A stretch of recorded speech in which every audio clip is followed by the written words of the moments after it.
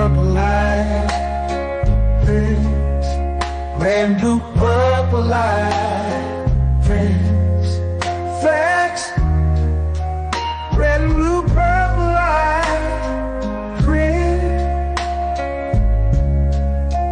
Red and blue, purple light, friends. Facts, you can get to know the ledger, sacrilegious Sunday to melanin Monday. You can get to know the ledger, my love. Just open your third eye on Thursday. Lord, the food, the art, the clothes, the Vatican's getting exposed fast. We put the show on the road, you better stay on your toes. I was till the land focused on the ego. Then I opened my heart, let go of the ego. Grand after grand, we stacking up these C notes. Facts, facts, yeah, we gon' put this shit on our backs. Facts, facts, we in your city, pull up where we at. Facts, facts, peace, love and light, peace, love to the family, peace, love and light to the family, peace, love and light to the family. These days and time, black man, is going to be the time that you have been waiting for. You came here for a reason. Whatever pressure, whatever adversity, whatever the fuck you feel, I don't know what you feel, but whatever you may be feeling is going to push you and it's going to provoke you, and it's either going to make you or break you, similar to how pressure busts pipes or the shit makes diamonds. Peace to the family, peace to you and yours. Peace to the family, peace to you and yours. Welcome, welcome, welcome to another episode of Third Eye Thursdays. You are now rocking with the best. Yes, this is your host for the evening, Brother Red Pillar. Soon to be joined by my co-host and my guest for the evening, the good brother Blue Pillar 44. So let me know how we sound on the audio, ladies and gentlemen. Let me know how we sound on the audio. Then we're going to get right into the roll call. That song that you heard, that song that you just heard, ladies and gentlemen, that is the Facts remix by the 44 Tops. That is the Facts remix by none other than the 44 Tops, all right? AKA Smoke and Stack. You know what I'm talking about? This is Smoke and Stack right here, y'all. Look at the suits. You know what I'm talking about? Look at the suits. They it's giving Smoke and Stack. It's giving Mississippi, baby. You know what I'm talking about? But yeah, that Cosmic Soul album is available on our Buy Me a Coffee. The album is available on Buy Me a Coffee. Shout out to everybody that got themselves a copy of the album. And yeah, we will be sending that out to everybody that purchased a hard copy. All right. A few words from our sponsors. Hold on.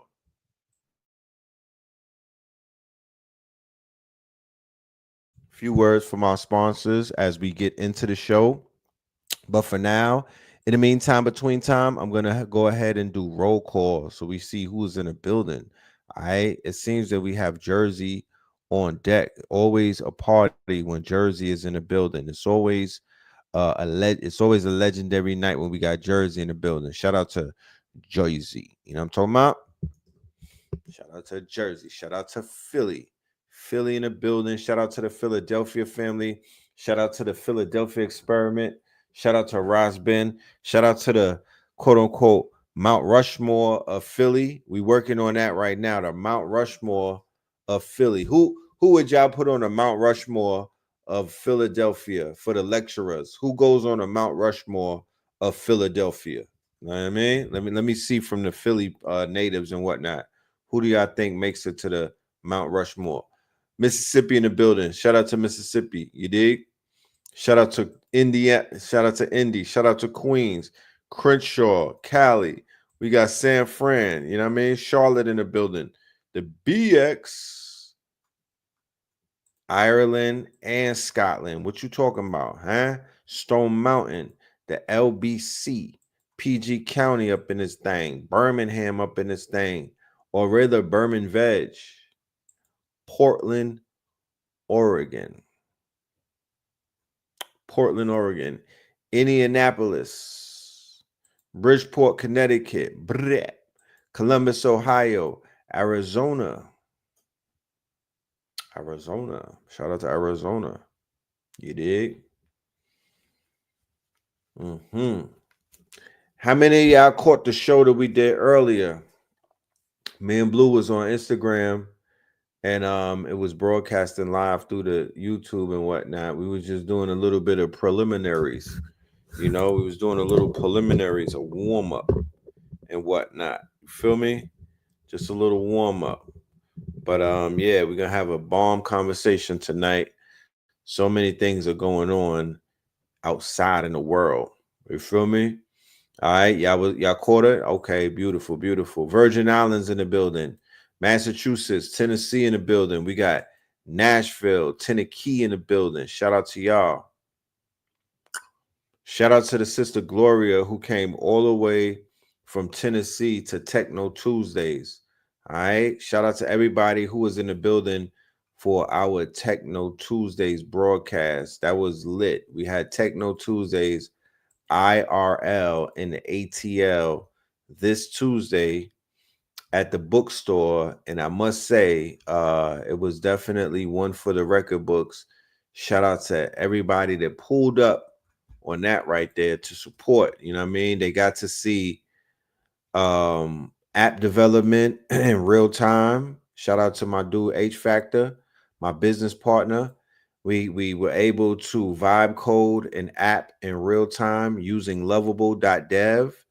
What does that mean? That means that someone in the audience had an idea, that they came into that venue with an idea, right? They had an idea, like everybody has an idea in their notebooks, in their notes, in their phone and whatnot.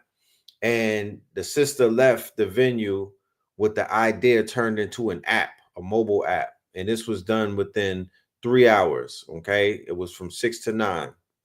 So we're going to be doing those once a month. I decided to do it monthly rather than do it weekly because of course, you know, things take time, you know what I mean? Things take time. So we're going to roll it out.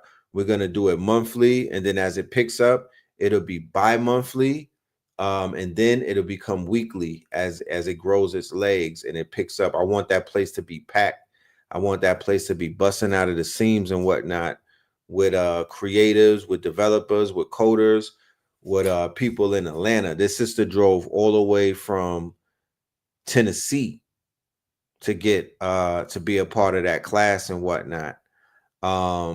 So yeah, it wasn't really recorded. This was more of an IRL thing. Los Angeles, Bahamas, DC.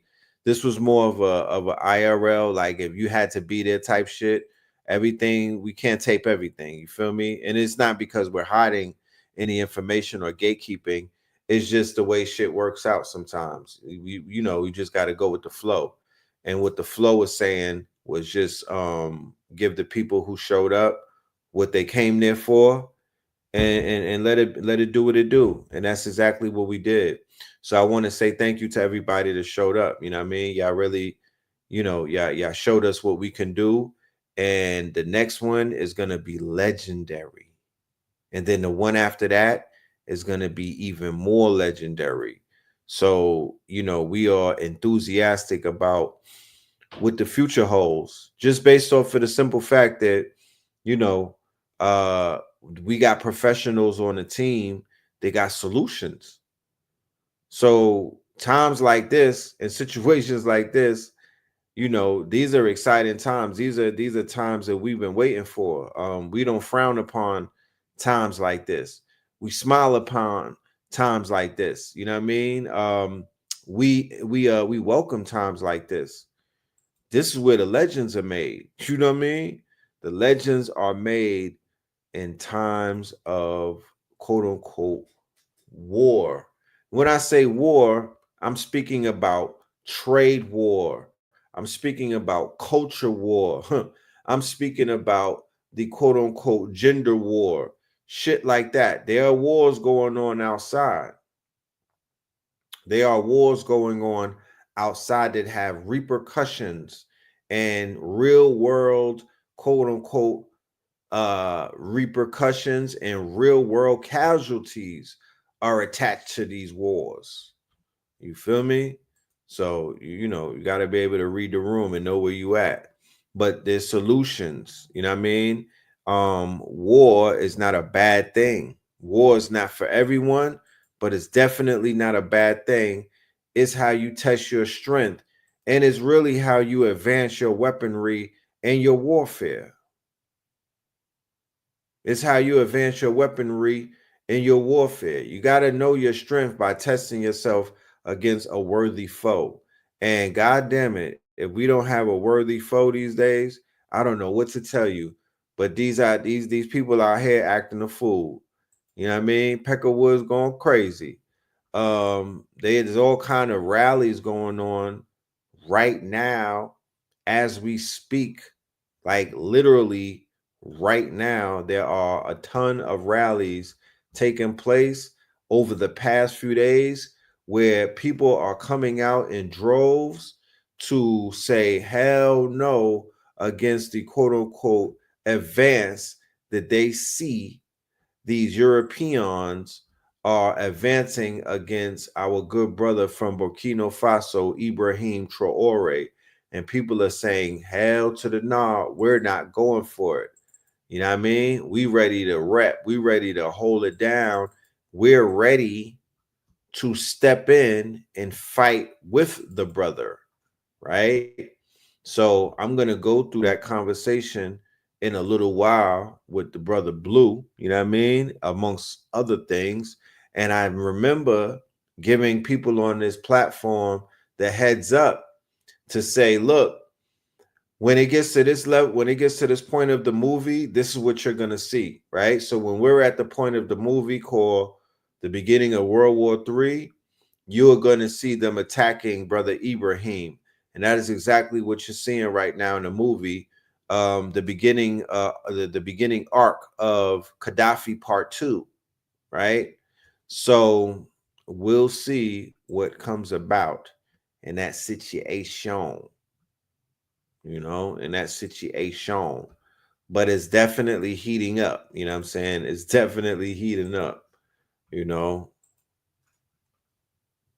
there's a lot of things heating up, but not a drill. Robocop is real, guys. It's a that shit right there. You know what I mean?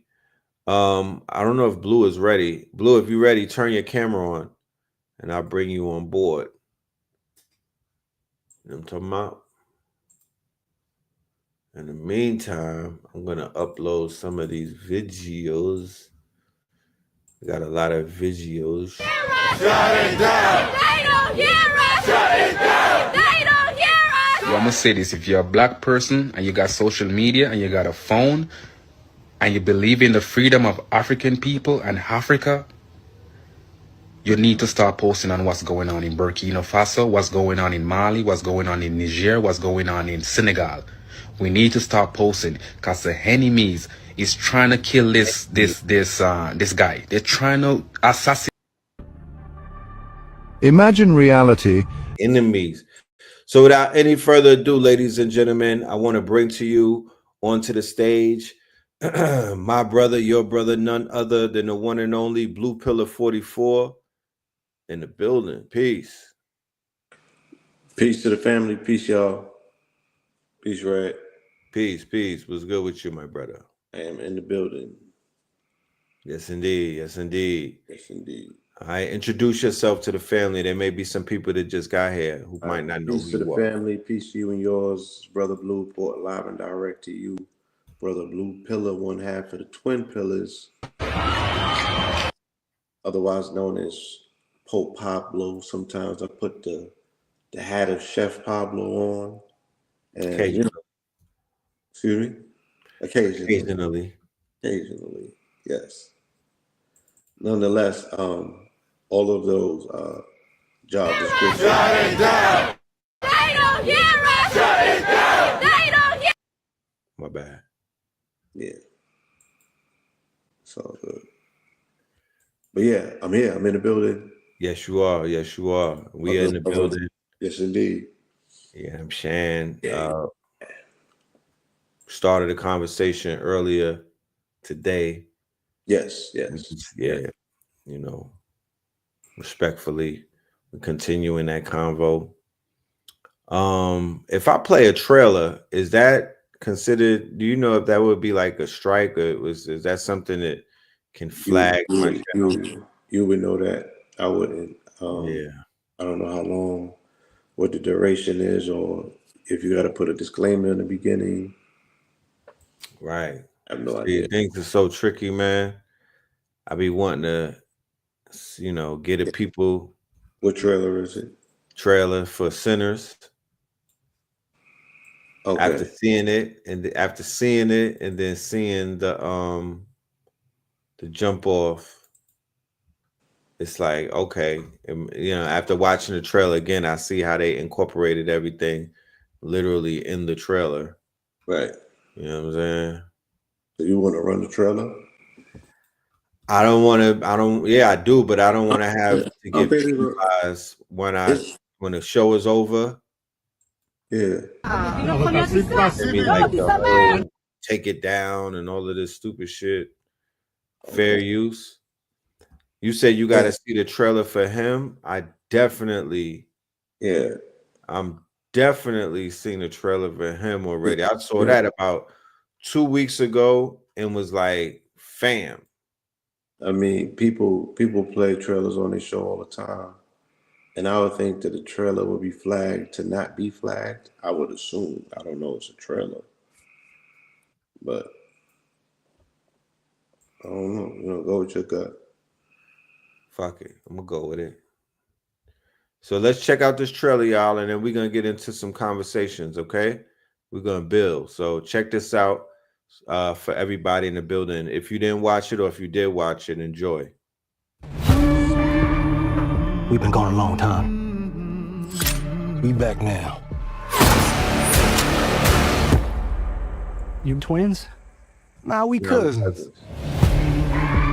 There are legends of people with the gift of making music so true. It can conjure spirits from the past and the future. This gift can bring fame and fortune. Will somebody take me in your eyes? But it also can pierce the veil between life and death. Listen here, this ain't no house party. Shit. Y'all ready to drink? Y'all ready to sweat till y'all... So I gotta pause it and talk about it. I can't just play it all the way through. We got somebody say they just saw it today.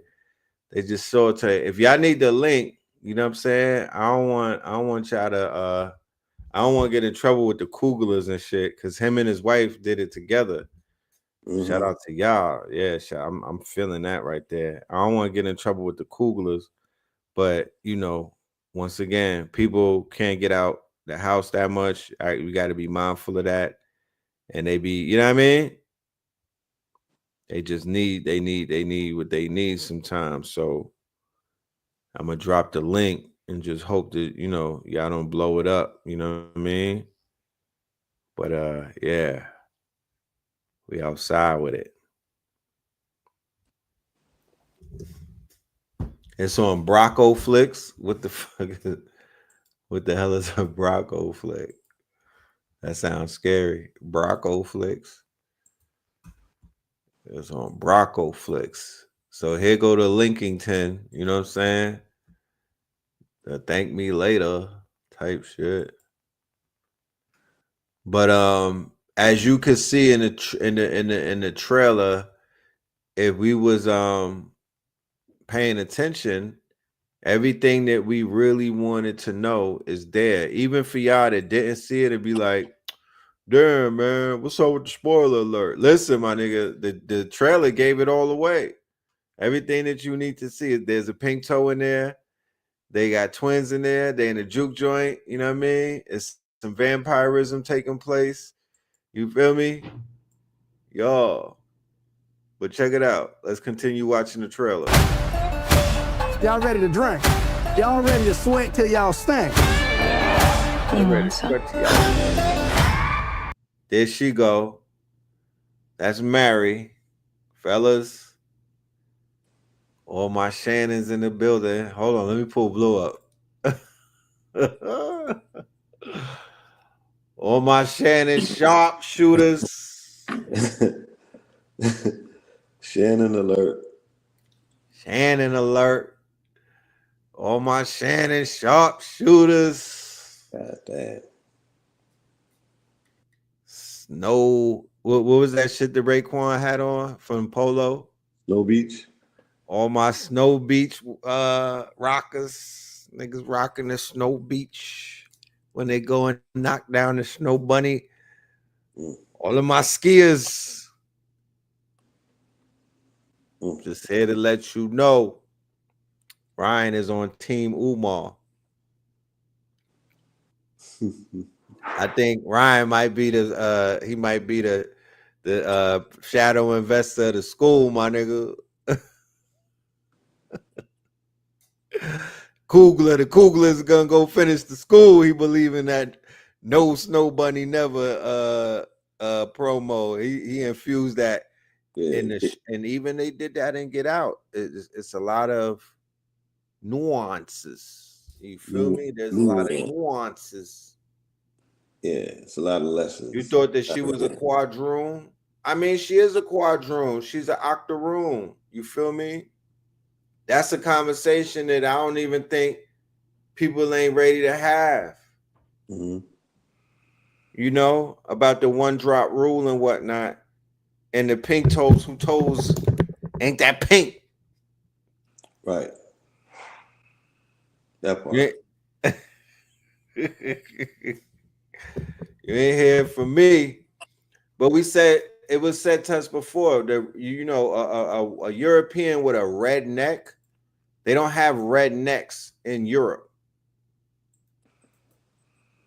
There's no Europeans with red necks in Europe. You know, whatever that red is that's in their neck is an indication of a mixture of blood. You know, there are Europeans that are not fully European. What exactly are you saying? What do you mean? I'm asking. I'm saying that the idea, or what they call race, which is not real, it's a construct. It was addressed even in the movie by them highlighting Remick as an Irish vampire. That people were able to be educated about the hidden history of the Irish, that they were not considered white, right? They didn't fit the white category, and they were welcomed into white society. They were made white. Now, this is something that no one can refute, that they were made white. So if they were made white, then what the fuck is white? You know what I mean? If it's not a skin color, how the hell can you make people who we thought was white when you feel like it? They made the Jews white too, right? And the Italians. So these people did not have the status of white when they came into the Americas. They didn't have the privileges. They were not integrated into highbrow society. They were not counted into the quote unquote census. So even if you was rolling with one of them, that wasn't considered a white woman. You feel me? They were integrated in Jamaica. The Irish was integrated in Jamaica with the melanated people. Henceforth, why they say that patois that the Jamaicans speak is a form of the Irish dialect, right? There was a lot of race mixing. Bob Marley's father's Irish. You know? Bob Marley's father's Irish.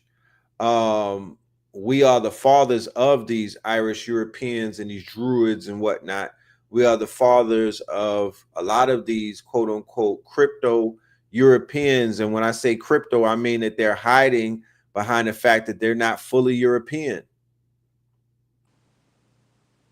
They know where the melanin, they know that they have melanin, but because of the Inquisition and because of the Reconquista and because of all of the pushback that they got after they knocked the Moors off, those people had to hide behind this veneer of whiteness. But a lot of them are not white. The Creole, the people in the Louisiana and all of that, feel me? Not white. You there, Blue? Yeah. Okay. Just checking on you, brother. Yeah. So, you know, these Creoles, these Cajuns, you know, a lot of them in the Louisiana that you would hear them talking, and you could swear a lot of them in Mississippi, you feel me? You would swear Alabama, and they have this quote unquote, they got a nigger gripe. Imagine if you go to the bathroom and you're reminded that you're a Negro. You know what I'm saying? There's something that you can't necessarily hide from. They have a nigger gripe because they're taught to hate melanin and to hate the quote unquote status of black, right? So it will show you that the whole conversation about the Irish alone, it just shows you that this is a false reality, and these people are crayon colors, and it's not their race. They got their white with a privilege, because if it was given to them, it could be taken from them. If they gave the Irish and the Italian the quote unquote status of white, then they actually can take it away from them. You know, that's something they could run out one day and they'll be like, you know what? You niggas ain't white. Y'all not doing white stuff. Y'all not white enough for us. You're not white. You know? So I could easily see something like that happening. They're saying that you got into your cot, Blue. There's like Blue is in his hammock. They're saying Blue is stacks.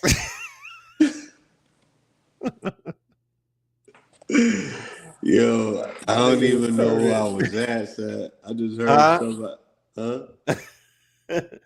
I showed a video the other day about the names of the Yahudis and how they changed them and anglicized them to make them sound more white, right?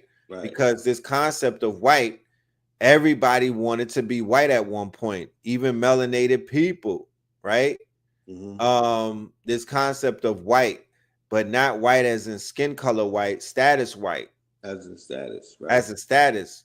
That's why you have so many people on the continent will double cross their brothers and sisters, you know, and sell them out because they want that white status. And they could go around the world and that shit opens up palaces and doors. It comes with its privileges, you know? So there's blue black people who are coming from the continent, and if you look at their passport, it shit says white on it. And people don't know what that means, but that is somewhat of what it is. Indeed. Let's continue playing this trailer, though. Let's continue playing the trailer. Please do. You keep dancing with the devil. Careful, boy. You gonna bite off more than you can chew. Hold on. One day he's gonna follow you home. We got us a problem, y'all. What the hell going on? Oh, we heard tale of a party. This world already left you for dead. I can save you from your fate. You don't need no saving. Yes, you do. And you are? I am. Your way out. Don't cry. It's all better now. So that's Remick right there that we were talking about. That's the Irish vampire. That's the one who is offering salvation through immortality. But the immortality that he's asking the people in the juke joint to basically take is literally a contract with the devil, right?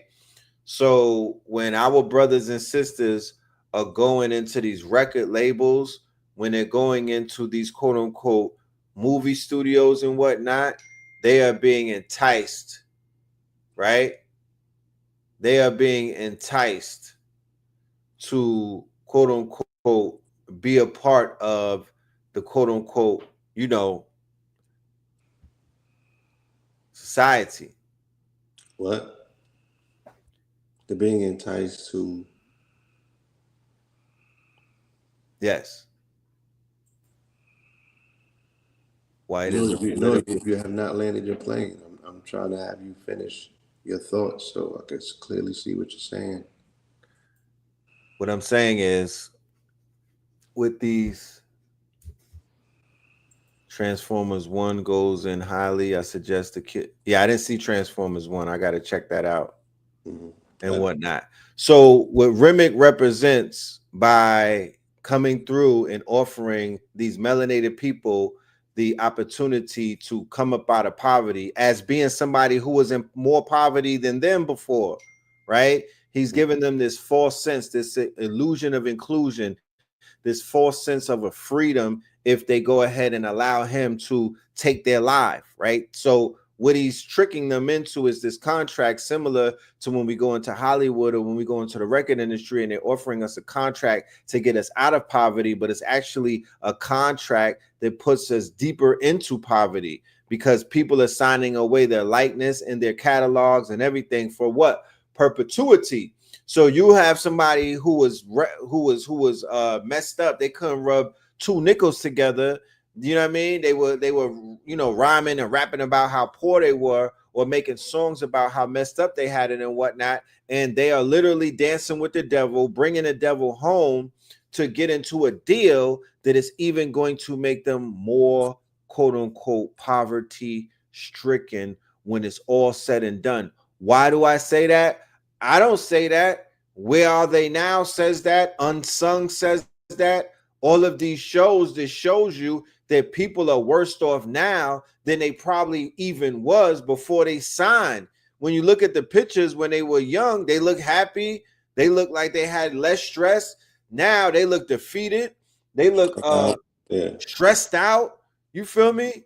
They went around the world a few times, but they look drawn. They look like somebody pulled essence from them and whatnot. They look like they have parasites or vampires feeding on them. Okay, so it's like when you ask them would they do it all over again, some would say I would, but I would not sign.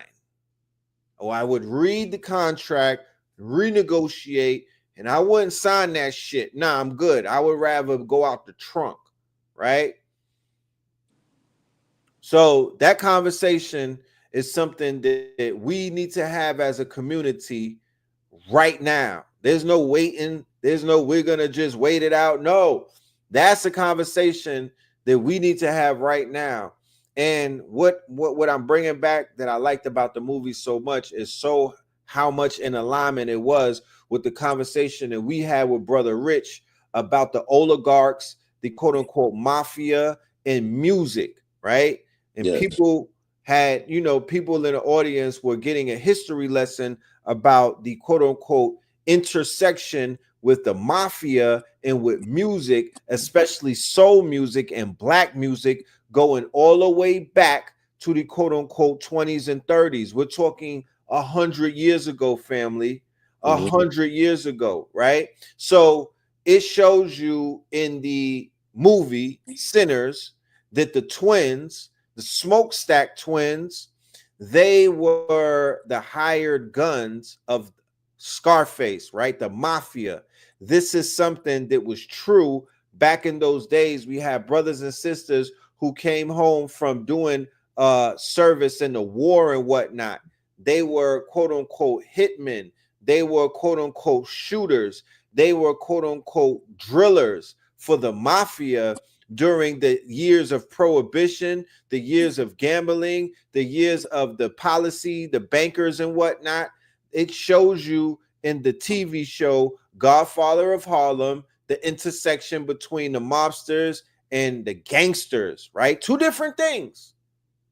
We had gangsters, they had mafia, and then there was mafia, and then it was the mob, and then there was the feds, or what they call the G-men. So imagine if you had a plug these days who were like the Mexicans, they were the cartel, and they had a get out of jail card free from the DEA. Oh, they got, I guess this is what they got now, right? They have a higher connect. That's what was going on in the 20s back in those days. Some of the Italian mobsters and whatnot, they had the connects with the G-men or with the feds and whatnot. And our people who were the gangsters, they were working through the mafia. That was they were on a ladder. They were a little more powerful and whatnot.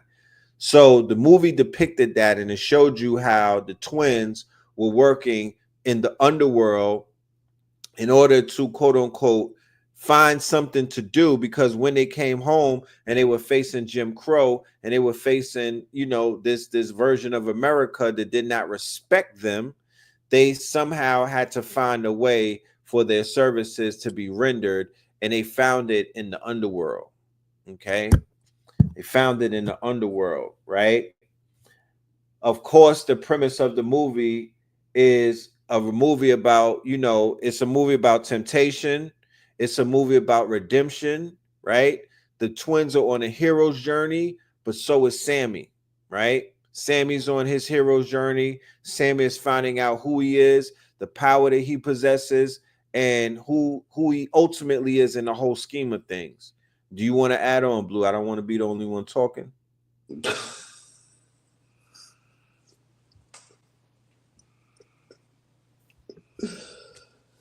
Oh man.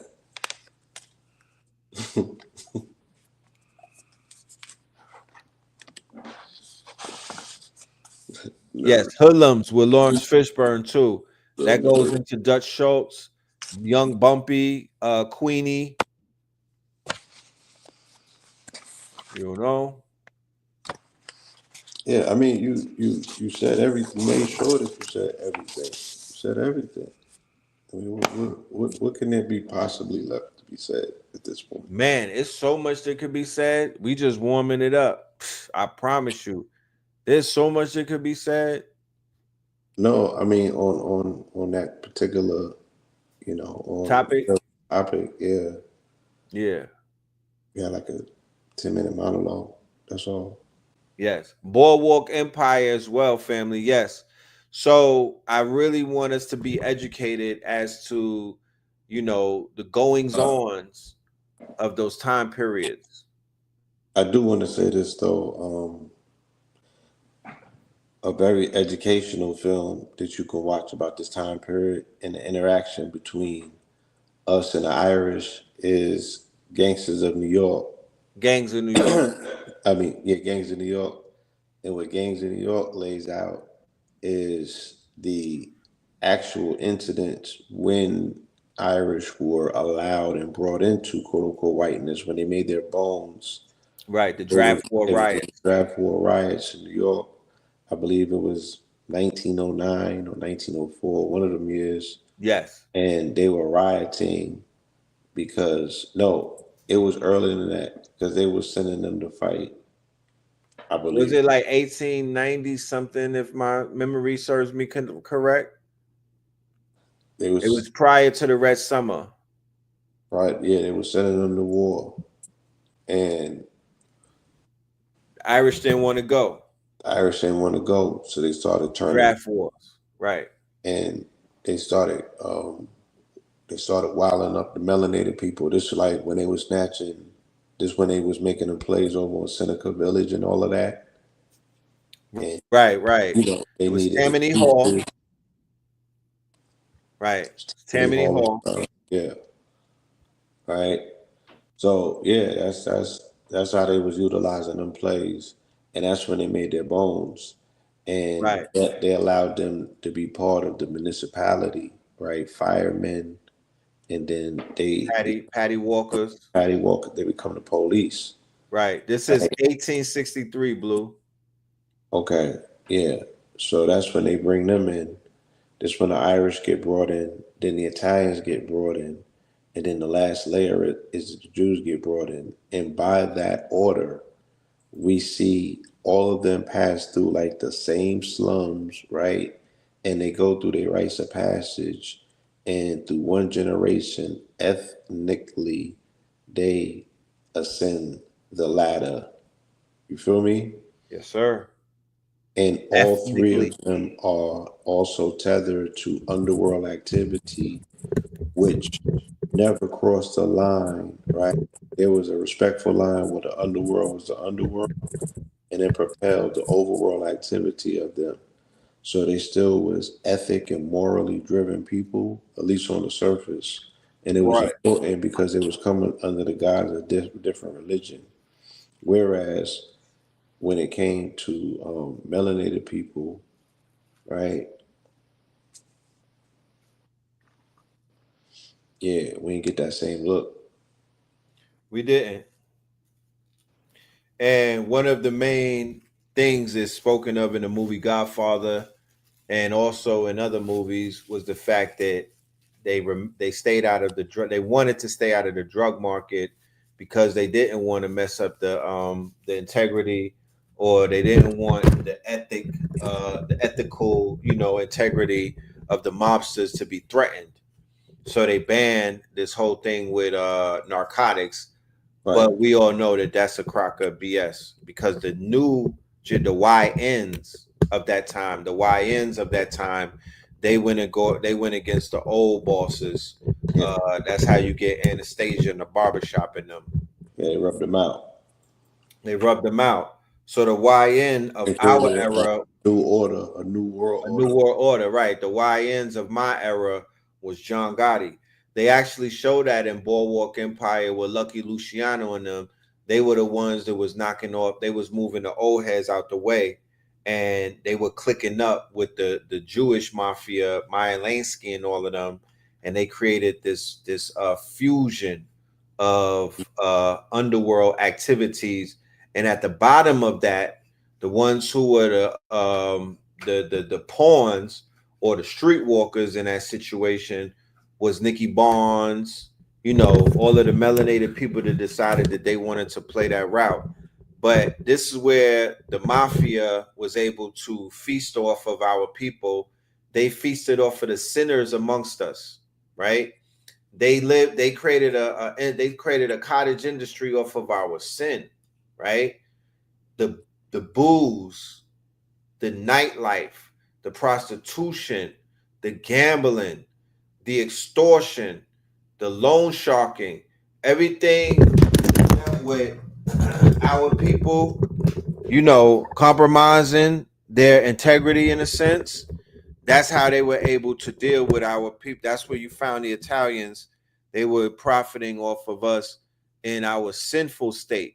Right. So look, you got them there to enable your sin, and then you got to go to them to confess your sin. To confess, right? So they running the Roman racket, right? Yes. And Rome would do this when it went to places that were not necessarily in Rome, but were part of the Roman Empire, right? They would send vice there as well to make sure that people had something to go to confession about. So they was hitting them with the Roman racket, making, bank on both ends. Super facts. You feel me? Always making sure that there was an industry or a need for that industry to be in service. Right. And to cover both bases. Cover both bases, right. Cover both bases. Let's go back to the trailer, yo. Let's walk through the trailer, y'all. Yes, I lied to you. I don't believe in magic. Ghosts, demons. Just power. Somebody please take me.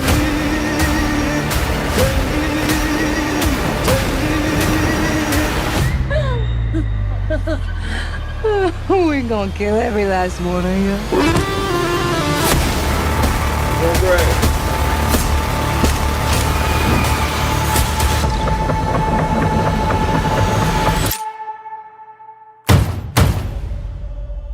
Hey, I ain't mean to scare you. Thought y'all done forgot about me in here.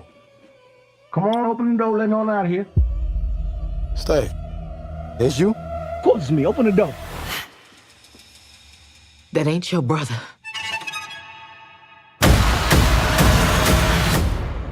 Love you.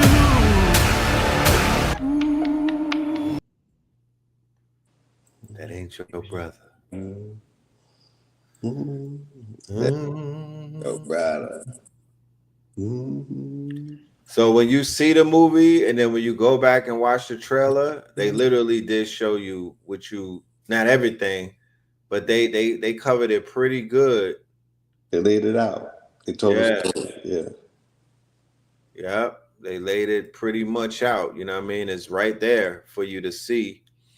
You know. Yeah, I mean, that's a good thing, ain't it? It's a great thing.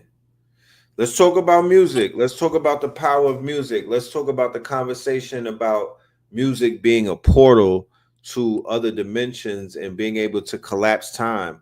Let's talk about music being seen as the devil's music and guitars being seen as the devil's instrument. This conversation was started by Black women and men, right? This is not something that the Europeans and the Roman Catholics and them was saying. This was something that Black women were saying, that was they would have want to labeled it the devil's music and secular, and they said that the guitar summoned spirits and things of that nature.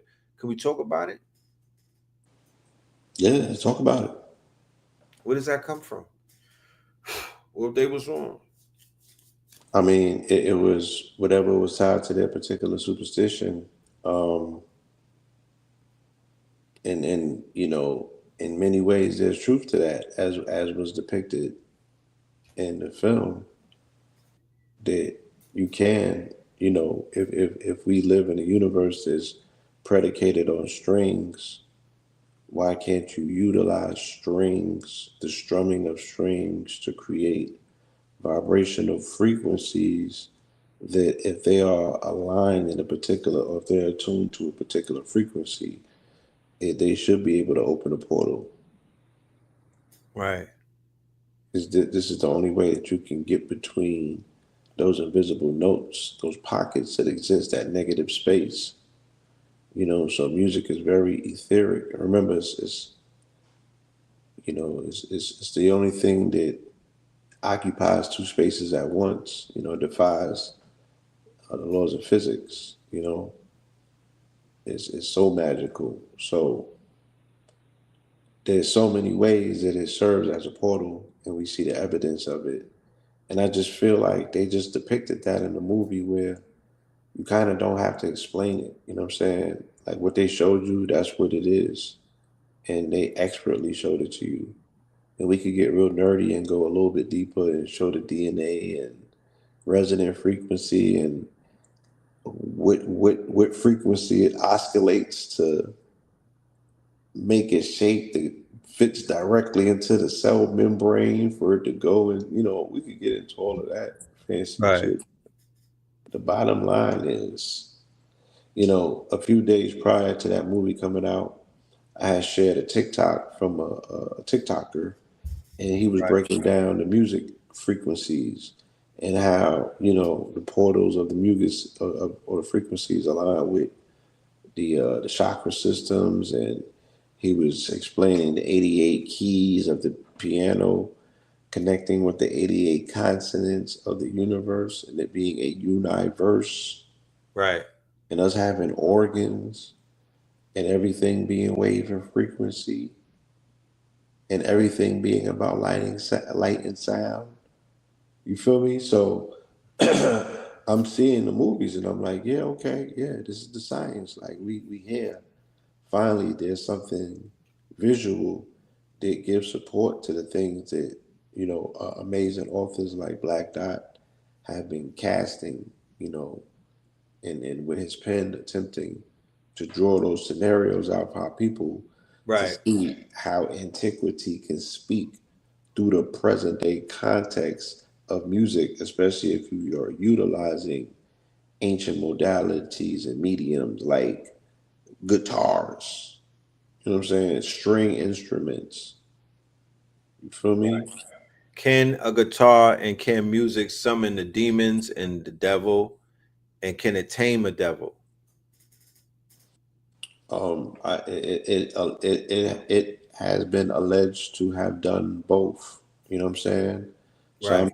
I'm not a top tier, god tier guitar player that is able to tell you from personal experience, but there are accounts of it having done both.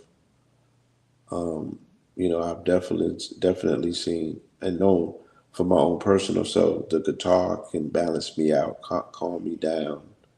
The strings are hypnotic, majestic, Yes. every bit of angelic when done the right way. I've seen those strings get strung. Like I was at the Lauryn Hill outdoor concert at Boys and Girls the last year. It was in Bed-Stuy, and she Yeah. was performing songs that she had wrote for what she ended up doing as the live album, the acoustic The album. acoustic one, right. He had just broken up with Rohan, and she just cut her hair, and that's her first time appearing in public, and she was super emotional. And Rohan showed up, and he was in the front row, and she was breaking down on stage, and she was so emotional. But the way that she was stringing and strumming, she was off tune like a mother, right? Right. That acoustic guitar, but the strumming of it, the emotions, the way that she was leaning into it, she was strumming and leaning on women's heartstrings, and they all started crying. All was there, should tell you. Feel me? Right. I was like, damn, yo, like, yeah, that guitar is it you know, it's connected to the heart. No strings for real. Right. So yeah, I was elated again when I saw them illustrate that scene showing exactly what it looked like when that roof was on fire and you in there conjuring and you playing them tunes and you bringing in your ancestry. You feel me? And you Oh, just, yeah. it's just really one nation under a groove. And everybody in the room, their ancestors is with them and they all boogieing. And them spirits is flowing and them sacraments is being made. You know what I'm saying? And Yes. drums is being beat. And yeah, and you disturbing the peace and you waking up resident spirits. And it's just a whole gumbo. It's a spiritual gumbo every trip. Imagine what a party looked like with a spiritual lens on, a bigger one. Right. Imagine what GNX looked like on the spirit plane with all them people going ape shit because they came to the concert to sing not like us, to participate in the ritual of Right. telling this nigga how they feel about him. And he in arenas, right? He in They're stadiums saying that. screaming it in arenas. They're screaming it at the top of their lungs in arenas. Mm-hmm. Nah, I get it. I definitely get it. You know. Energetic drill music. Say it again. It's like energetic drill music. Yes, yes, definitely, definitely. So the magical, mystical power of music. What would be a word of advice that you would give out there to a musician right now who basically wanted to be like Sammy and tap into I that would, power and bend time? I would say, in terms of if you've already found the instrument that you love, if you've already found the love of your life, then lose yourself in it. You know what I mean? I don't think that where Sammy was pulling from was from a technical gnosis, but he did have a foundation, and that foundation was church. And I think it's best to tune for Preacher Boy because if you come from a background where people are used to catching the spirit and you are in the zone with the guitar, it's the same thing. You caught the spirit and now you're not in charge of the conscientiousness of it all, remembering what you're doing and practice. This finger's gonna go here next. You know, it's improv. Right. You are engaging in the highest form of intelligence in the universe, which is improving music on the spot. The way that they have mapped how that utilizes the brain, the aspects of the brain that are lit when you're doing that makes you the most intelligent. And you're entertaining. Yeah, there's nothing higher than that. We're the most ilmatic scientific being when we're in our bag in that respect. Right. So, right. But then understanding all of that again, knowing that, but that comes with possession. So,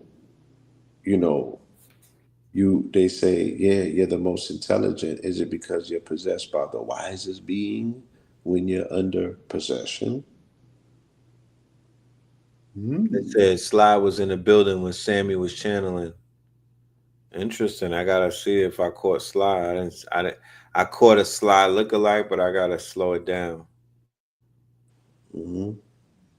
Have we covered the fact that adult Sammy was played by the brother King God who inspired Jimi Hendrix, Buddy Guy? Yes.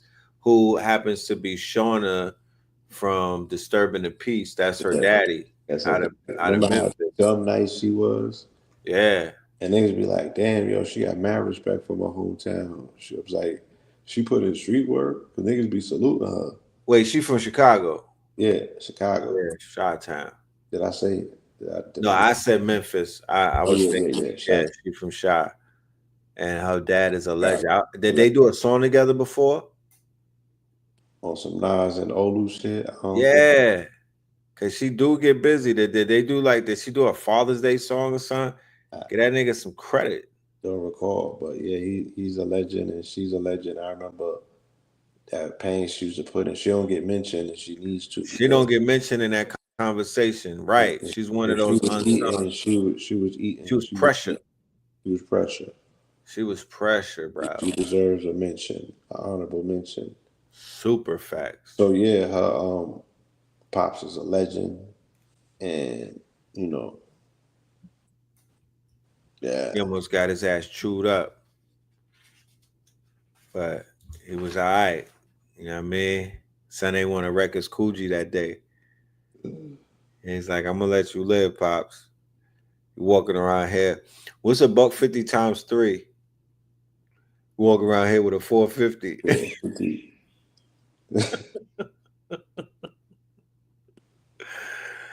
You outside with a 450, my nigga. He had a Wolverine scar. Huh? He had a Logan scar. He had a Logan scar. Logan, like Wolverine touched him. like Wolverine smacked him and shit. My nigga had a 450. He's like, you know what? I'm gonna let you live. I'm over here with somebody said Faith Evans. Nah, that was J-Lo. Jody came in there with she was one of the fly girls. You know, the pink what do we call it, the beige toe? Came up in there, the gray toe. She came up in that bitch like, what you doing?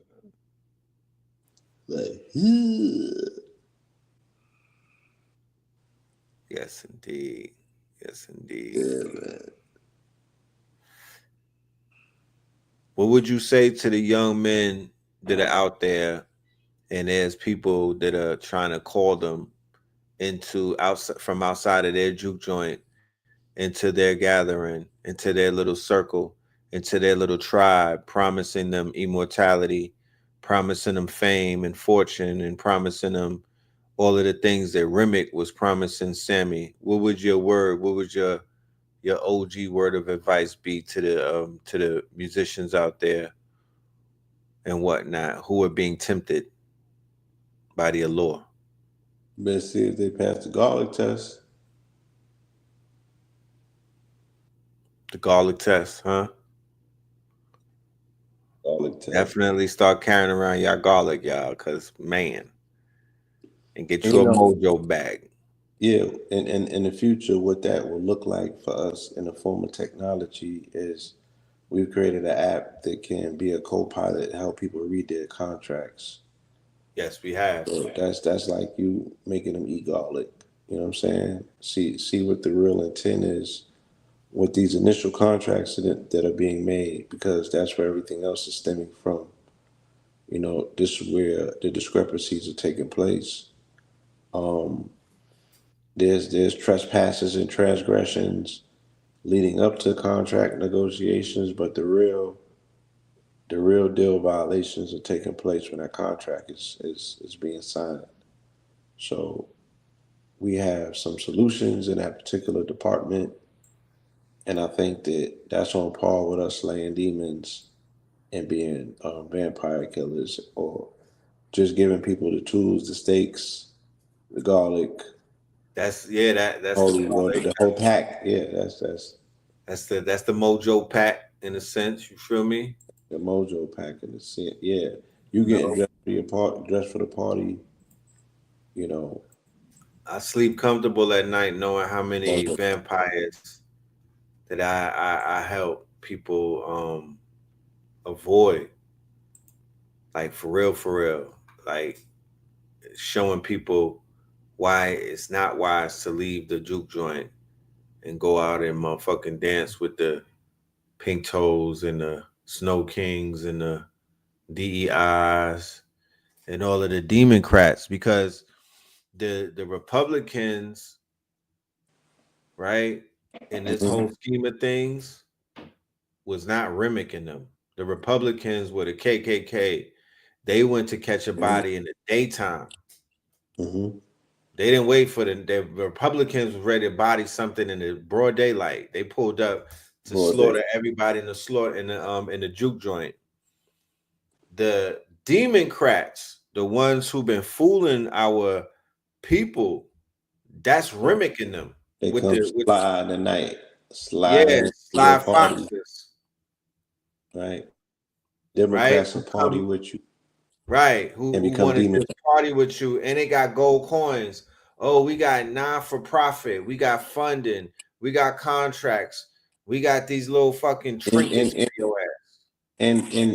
I mean, you might be hitting on something that you think that you're loosely hitting on, but I will go as far as I am allowed to with making the clear proclamation and connection that the demons, you know what I'm saying, have shown their fangs in that party. And I think that until them people answer for them emails, like none of that they showed us should be forgotten, because they show close proximities to themselves engaging in behavior that can be considered, you know, demonic, Luciferian, and things of that nature. They have a But very clear through line that connects them to those activities. And we it's see all of the players. right. It showed you. Annie broke it down. She said it's two groups. It's the hates and the vampires. So the hates are the ones that are being controlled and ruled by the vampires, who are more sinister, more evil, more nefarious, more Mhm. bloodthirsty than them. So even with these, it's a bipartisan infection at this point in DC, where they all are turned out, right? But when it comes to how our people are being tricked, they would tell the KKK, if they came knocking on the door with the hoods on, you can't come inside. But they would allow Remick and his two friends inside when they say, hey, we just want to come in. Can we all get along? This is for us. This is inclusion. We want to be diversified. Oh, we went through a problem too, similar to how the small hats are trauma bonding with our people about what they went through while putting us through new shit. Not coming to remedy with us, not coming for some type of repair, fooling us about, oh, we went through some trauma too, getting in the house and then turning everybody into a vampire, because come to find out, the same people that was talking about how they went through something, they were the ones who put people through something. You feel me? They Mm. just changed clothes and switched it up, Well, oh, we went through something. Y'all was the vampires the whole time. Y'all was putting people in the oven. How about that? How about y'all was the ones doing that? You feel me?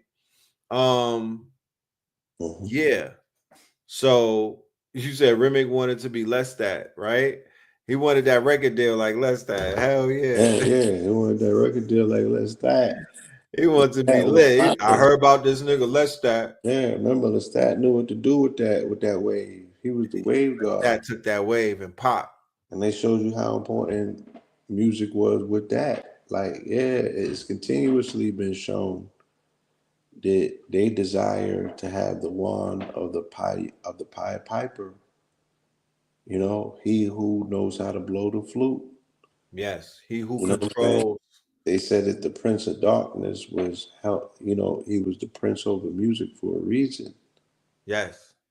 So going back to the initial conversation about what Clive saw in Stax Records, what Clive Davis saw in the Philadelphia sound, Teddy Pendergrass and them, what the CIA saw in the soul music movement, when people were catching spirits, people were loving on one another, people were into the revolution and whatnot. Blue, you feel me?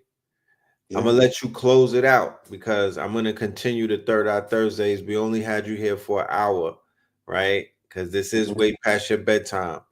You know what I mean? Yes. So let them know what they have to look forward to on Saturday when we pull up on them for this Saints and Sinners. I'm gonna pull the flyer up real quick and let them see. Hit the QR code, huh? That's absolutely.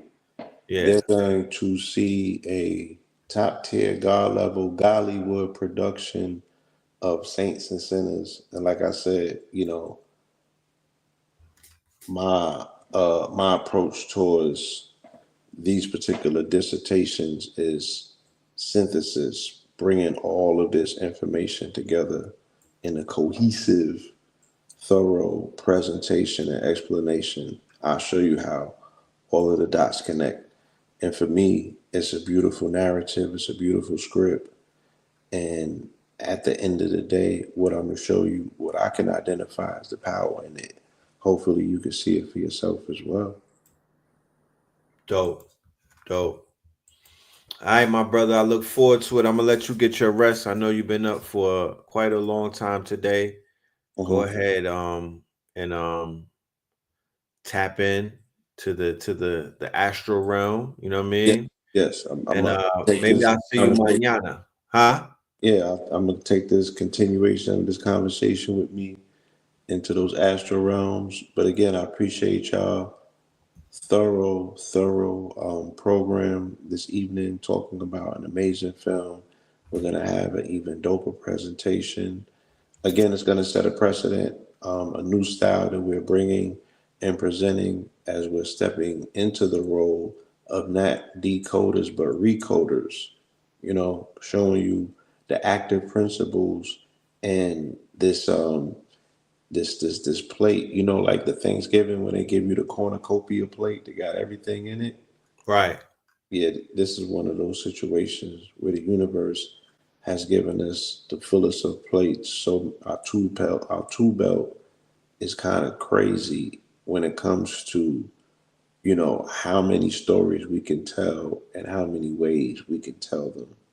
So I definitely look forward to it, y'all. No doubt, man. Do your thing. We'll see you soon, my bro. All right. All right. Peace, God. Peace. All right. So I seen a comment that said when we were talking about Lestat, yeah, this is the Lestat that we were talking about is Lestat from Bram Stoker, the same Lestat that took Aaliyah's powers in the movie and whatnot, Queen of the Dam, and he became a rock star. He took her sauce, right? So there's a new there's a new interview with a vampire that's on the internet. It started on Netflix. I don't know where it is right now, but season 2 is out, and that TV show goes a lot deeper into the whole Anne Rice vampire universe. This vampire universe is a different vampire universe, because this vampire universe, the vampires are somewhat different than, let's say, the vampires from a Lost Boys or from Bram Stoker. These vampires, they take your essence. When they turn you into a vampire, they take your memory, they take your essence, and they take your source.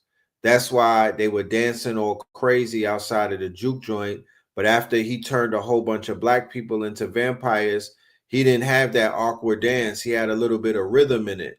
Yes, Lestat is a switch hitter, right? The TV show that's on right now about Lestat, it's a heavy pregnant pause. It comes with it. I just give you your pre-warnings. It's pregnant pauses throughout that whole series.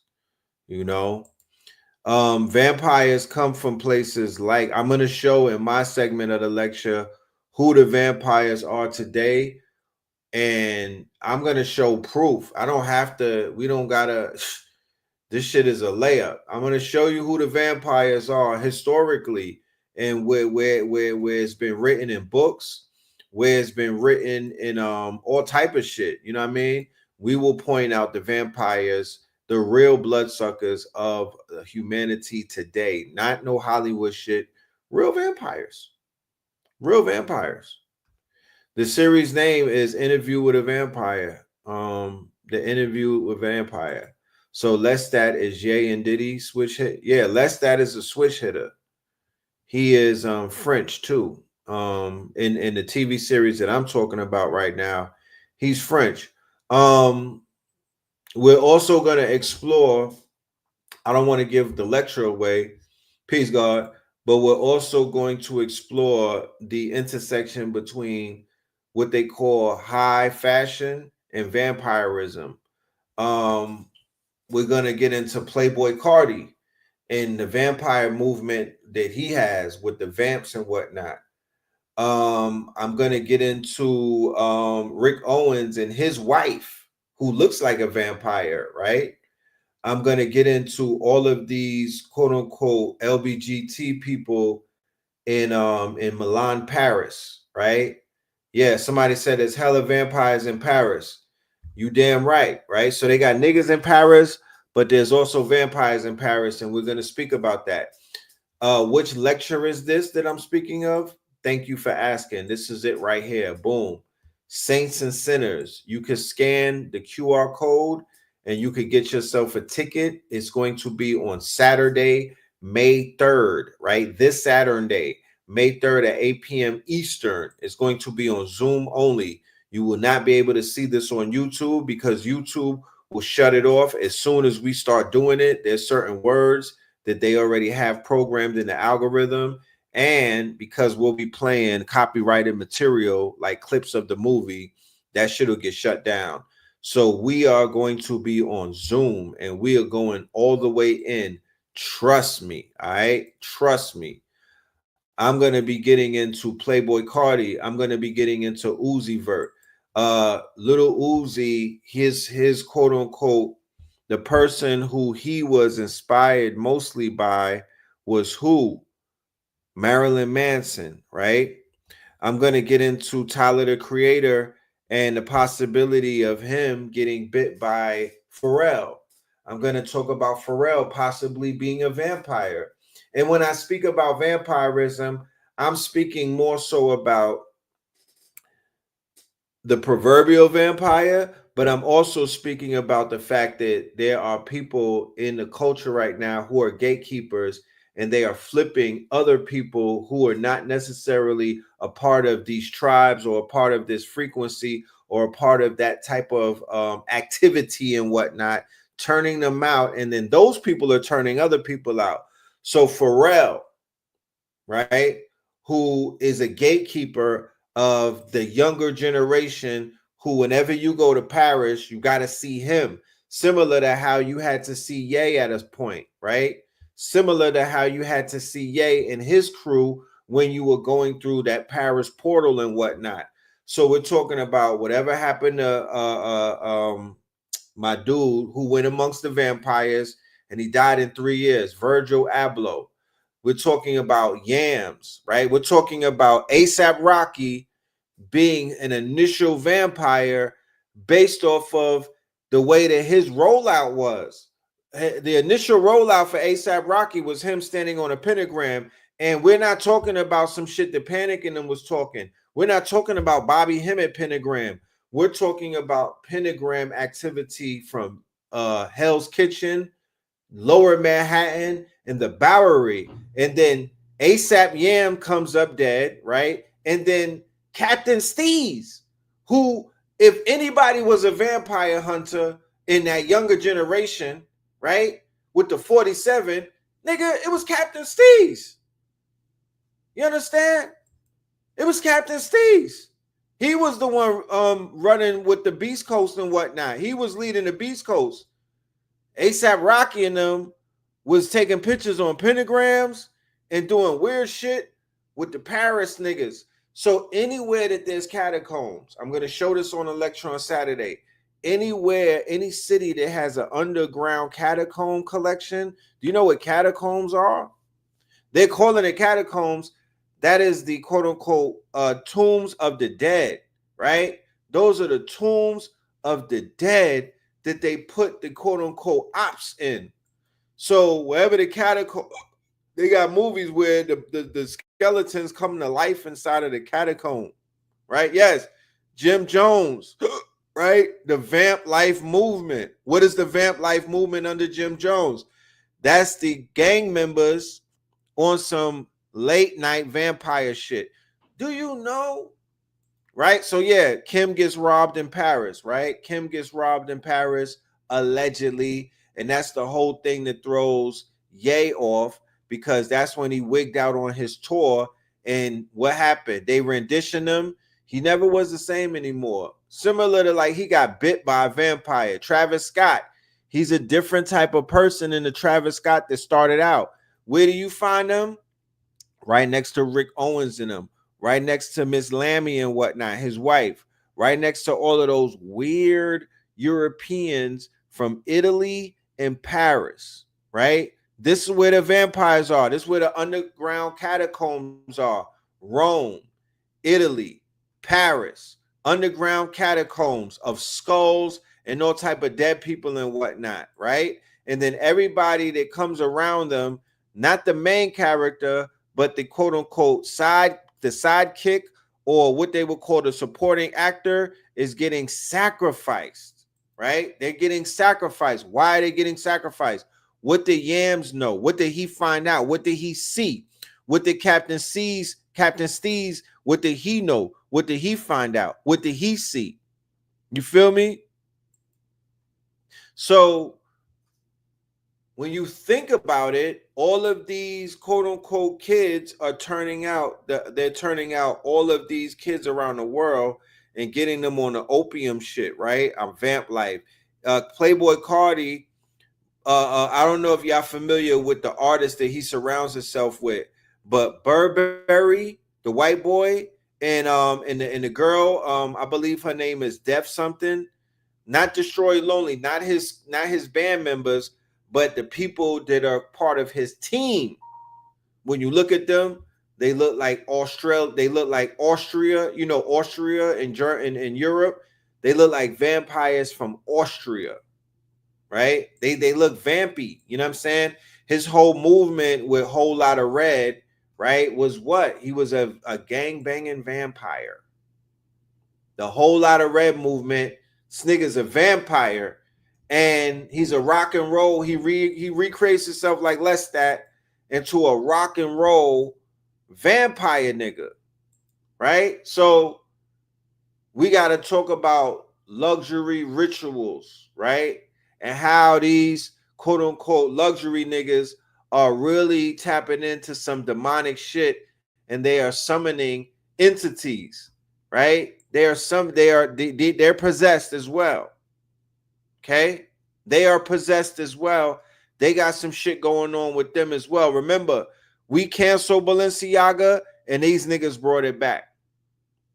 We canceled Balenciaga and they brought it back. Okay, they brought that shit back, bro.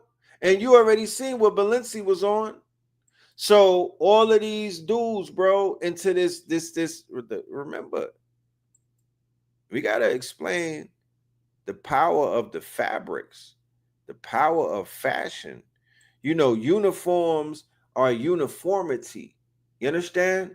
Uniforms are uniformity, right? Like you dress in a certain type of way, you wearing certain type of fabrics that are cut a certain type of way with intention.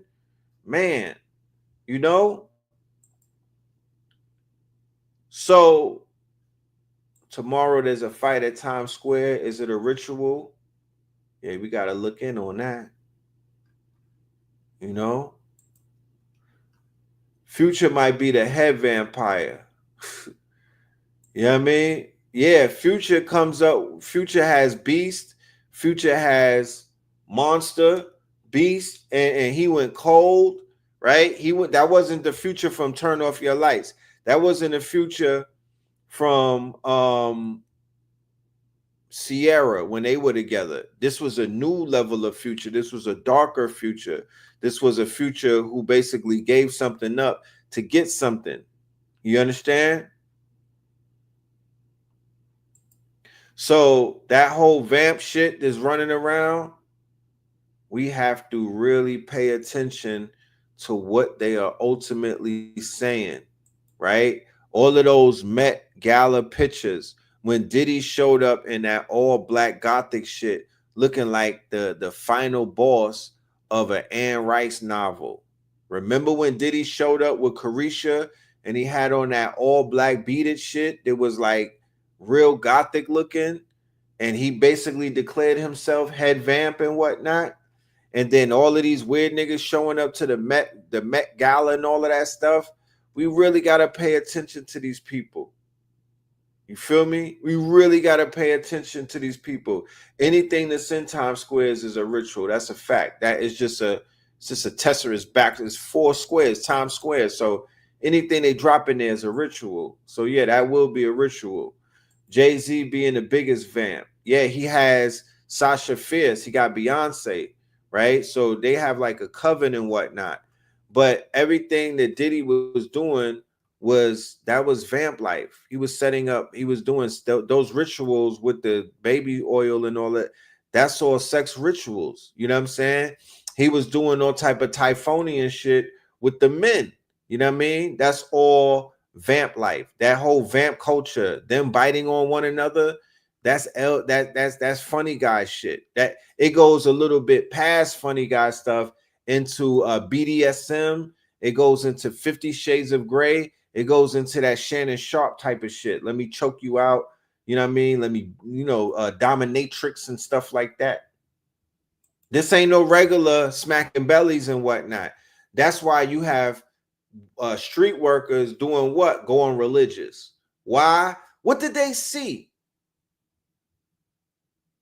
They didn't see no regular shit. What did they see to make them religious? We got to have interviews with some of them and ask them, what exactly did y'all see when y'all went to Dubai that made you come home and become a fucking monk, my nigga? You know?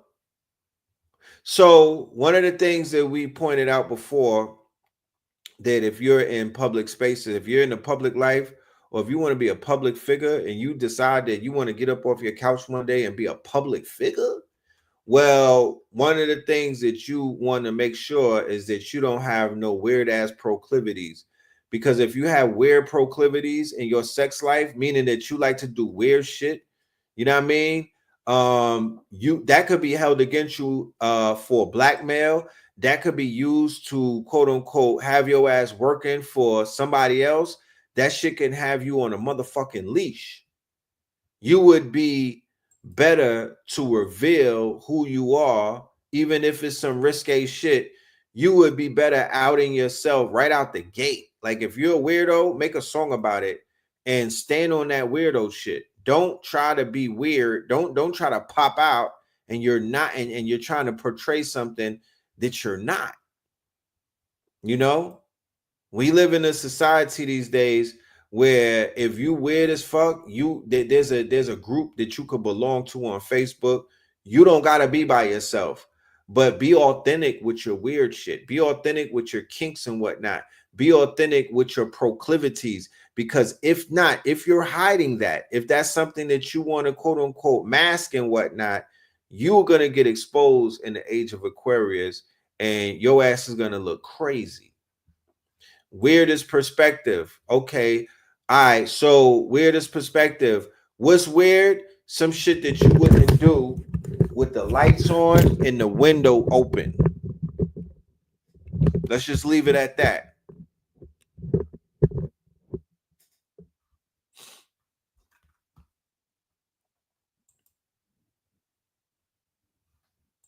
Lil Wayne, you said, well, Lil Wayne got turned out too. Lil Wayne is definitely a vampire. You know, weird is illegal. Weird is what they can't copy. Weird is something that you can't be like, so boom, this is what I did to her, right? Like that's you know, if you can't say it on a, you know how niggas in New York be, they be on a train having conversations with the whole train, but it's just them and they mans, but everybody gotta hear what they doing. Weird is when you can't talk about shit like that in public. That should be weird. That should be your barometer. They want to block the sun. As long as they don't block the sun that I'm standing under. This is a big ass planet right now. Let them block suns wherever they at. You can't block the sun where I'm at though. That's my law. That the minute they start encroaching upon my sun, then we're gonna have problems. Let's go to some videos, man. Let's watch some videos. It's not a drill. RoboCop is real, guys. It's equipped with live facial recognition, 360-degree cameras for... This is not a drill. So they decide to go to the same place that I want to go to get out of the motherfucking Matrix, and they bring a RoboCop up in that bitch. They set it off in Thailand, right? This is how they play games. They brought RoboCop to Thailand, so they're gonna roll that bitch out. It's going to be RoboCops in the hood in about a year. Mark my word, from Tesla. RoboCop is real, guys. It's equipped with live facial recognition, 360-degree cameras for eyes, and has just been unveiled by Thai police. Stacked with creepy AI capabilities, they say it can identify people of interest based on clothing, body type, and even gender. They also claim it includes behavior analysis, which monitors everyone's movements to artificially identify incidents before they occur. What could go wrong? Meanwhile, in the UK, police have just announced that they're planning to install permanent live facial recognition cameras in London. There won't be a dystopian-looking cyborg that will at least be easy to spot. These cameras will be hardwired into the high street and will be indistinguishable from normal CCTV cameras, turned on and off whenever the police feel like it. It's a bit like living in a permanent panopticon. We're supporting groundbreaking legal action against the police and shops' use of live facial recognition surveillance. Head to stopfacialrecognition.org to get involved. So Palantir is definitely the company that comes up to mind. Palantir, which is Peter Thiel's company, which just got a contract from the U.S. Department of Justice, I believe, to capture the immigrants. I told people what the play is going to do. I already saw the play, and I kind of laid it out. They're going to bring Palantir in, right, to capture the immigrants, or what they call the illegals. That's going to give them all of the reason to do the martial law type of thing, similar to what they showed you in the TV show The Boys, when at the end of season 4 with Homelander, and he became president and he militarized everything, and he basically he militarized the police, he militarized his army, he militarized the forces to go after everybody. So this is what Trump is going to do. They're going to have facial recognition based off of people's social media activity. They're going to usher in social media, social ratings, right? Social ratings for people. They're going to have biometrics. Also, the real ideas come in. So all of that biometric shit, the robot will be able to scan your biometrics, meaning your face, the same way your iPhone could. Social credit scores. They're going to usher in social credit scores.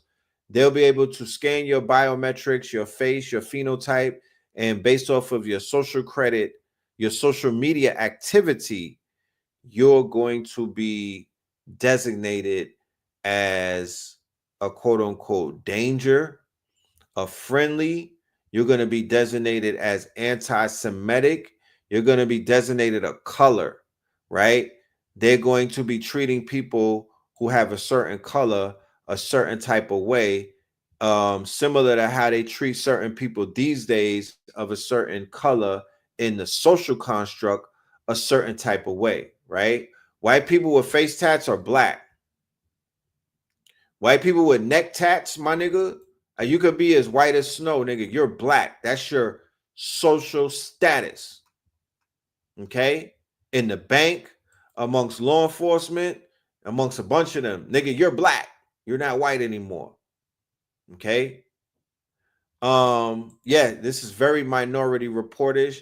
This is not about being nervous or nothing. This is about being prepared. So when it does happen, your ass is not like, oh my goodness, you sharing videos like, did you see what happened? No, nigga, we talked about it before it happened. And when it does happen, don't be alarmed. This has been, you know, this is, we're in the future, bro. This is what they've basically been preparing for. Okay. So let's check this out. As a holographic projection. Imagine reality as a holographic projection, not just an image, but a blueprint of existence itself, encoded in light. In quantum information holography, or QIH, the entire universe is like a 3D lithographic print where light waves interfere to form everything we see, from atoms to galaxies. But what makes this possible?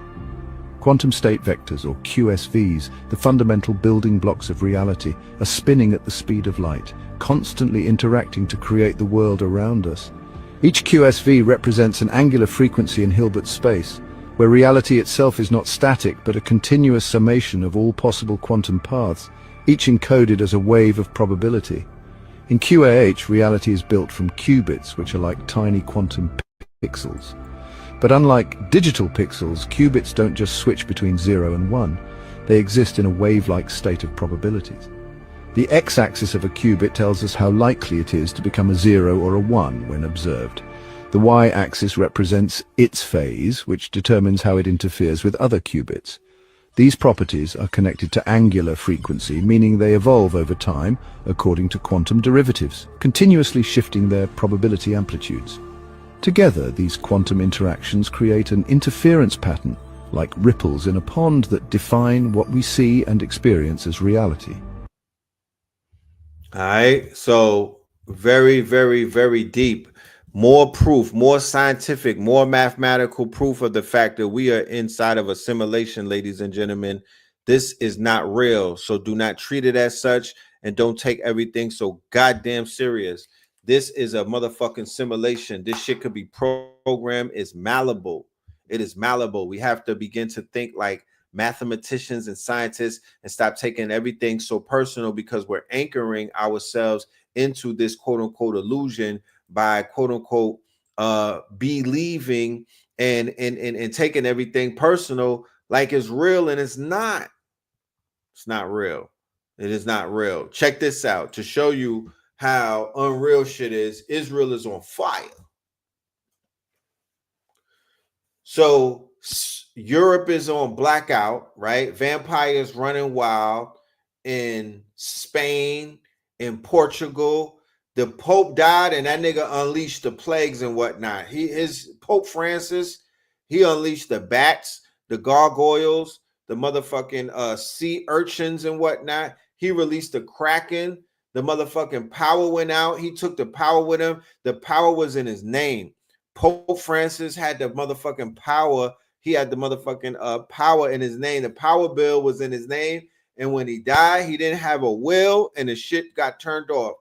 So Spain, France, and Portugal is blackened out, right? Disrupted. The whole economy is disrupted. Now Israel is on fire. Motherfucking Israel is on fire, right? They don't want to report it in the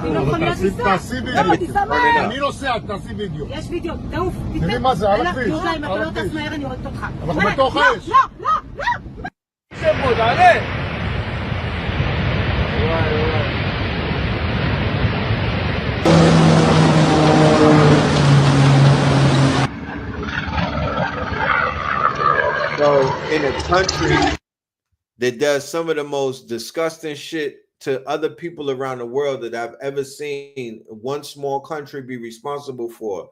So for a country that's responsible for some demonic shit everywhere around the world, the karma is visiting them. They finally where something is burning. Now, keep in mind, New Jersey recently burned. California recently burned. Israel is burning. These are places where they are the most, right? Hawaii burnt, where they live at, right? That a lot of places in Hawaii burnt, where they live. A lot of places where they be at is burning, right? And I'm wondering, what is that about? You know what I mean? Because fires and those people, they're kind of like they work hand in hand. You know what I mean? Wherever they was throughout time, there were pogroms, right? Burning of people. What do you burn? Vampires. What do you burn? Vampires. What do you burn? You burn the undead, right? So they had situations throughout history where groups of people who were being accused of, they call it bloodletting. I call it vampirism. They call it blood libel, right? I call it vampirism. They call it, everywhere that group of people went with hook noses and hunchbacks, children disappeared and motherfuckers was showing up without blood in them.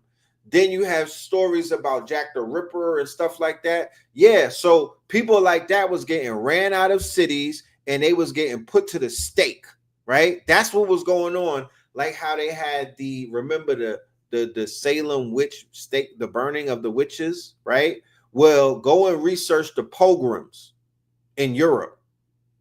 Go and research the pogroms in Europe, and your ass is gonna be like, oh shit. Go and research something called auto de fe. Auto de fe, right? Auto de fe is when they would have miles and miles of crosses, right? Miles and miles of crosses on the road, right? With bodies on fire on those crosses or those stakes. Auto de fe is what they call it. Auto de fe, right? This is where the same thing that they said that they did to Yahshua, or they call Yahweh or Jesus, right? Where they nailed him to a cross and they put him on display. They had that all throughout history during the quote unquote Inquisition and the Reconquista. They were burning Moors at the stake. I'm talking about miles and miles and miles. When they came to the Americas and committed these atrocities, they were doing that. They were burning chiefs and whatnot at the stake. They had the tools of torture and all type of shit. You know what I mean? So let's never forget what these people are capable of and whatnot. So right now, their whole shit is burning down. You know what I mean? And Africa is standing up. And the hearts and the minds of Africans around the world are on fire right now. On fire. People are pissed off and they had enough and they outside, they stepping. They stepping.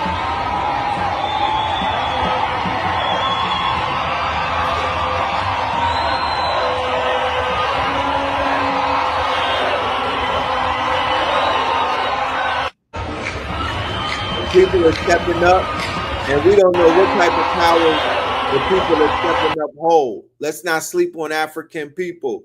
Let's not sleep on melanated people. They doing this all around the world, standing up for Burkina Faso right now. They tired of France. They tired of America. They tired of the middleman. They don't hear us. They don't hear us. Well, I'm gonna say this: if you're a black person and you got social media and you got a phone and you believe in the freedom of African people and Africa, you need to start posting on what's going on in Burkina Faso, what's going on in Mali, what's going on in Niger, what's going on in Senegal. We need to start posting because the enemies is trying to kill this guy. They're trying to assassinate Abraham Traore of Burkina Faso. They already did it with Gaddafi. He tried to free Africa and they murder him. They unalive him. So if you got a phone, no matter where you are in the world, whether you're in Jamaica, whether you're in, no matter where you are, we need to start posting on what's going on in Burkina Faso. This guy is trying to change a lot of things and his life is at risk. This guy is trying to change the way people view Africa. Africa is rich. So there was a call made recently, right, for the Afrobeat artists to stand up and start talking about more than smacking bellies and whatnot, although they do a good job at that right there. And shout out to all of the beautiful young African women and whatnot getting loved on, because that's important. You know what I mean? They need to get loved on by their people. By their people and whatnot, by their men. They need to get loved on by their men. And the African women need to get loved on by their men, and the African men need to be loved on by their women. So they need a soundtrack for a revolution now. Fuck all of the bullshit, playing cute and whatnot. Y'all got a whole revolution. Burkina Faso and Ibrahim, they already done took over. Where the fuck is their soundtrack at? That's what Buju said on Drink Champs, and he shamed them. He said it with such authority that it was almost like he was smacking them up and saying, look, my niggas, y'all went ahead and copied dance hall. Go and copy reggae. Go talk about some shit, my nigga, because at the end of the day, we can't fight to motherfucking the Burna Boy anthems and whatnot. We can't go to war listening to DeVito and WizKid, my nigga. Y'all gonna have us dancing and shucking and jiving and doing all of that shit that the brolic nigga be doing when he's cooning. Where's the warrior music at? Where you niggas grabbing your nuts? Where's that at? You know what I'm talking about? Where's the Mandingo warrior motherfucking anthems? We need that coming out of Africa. I need that nigga who be like, I need him to turn up. Yeah, you don't gotta say nothing, my nigga. Just hum. The deaf nigga. Just start humming that warrior shit, my nigga. Cause that's what Afrobeat needs.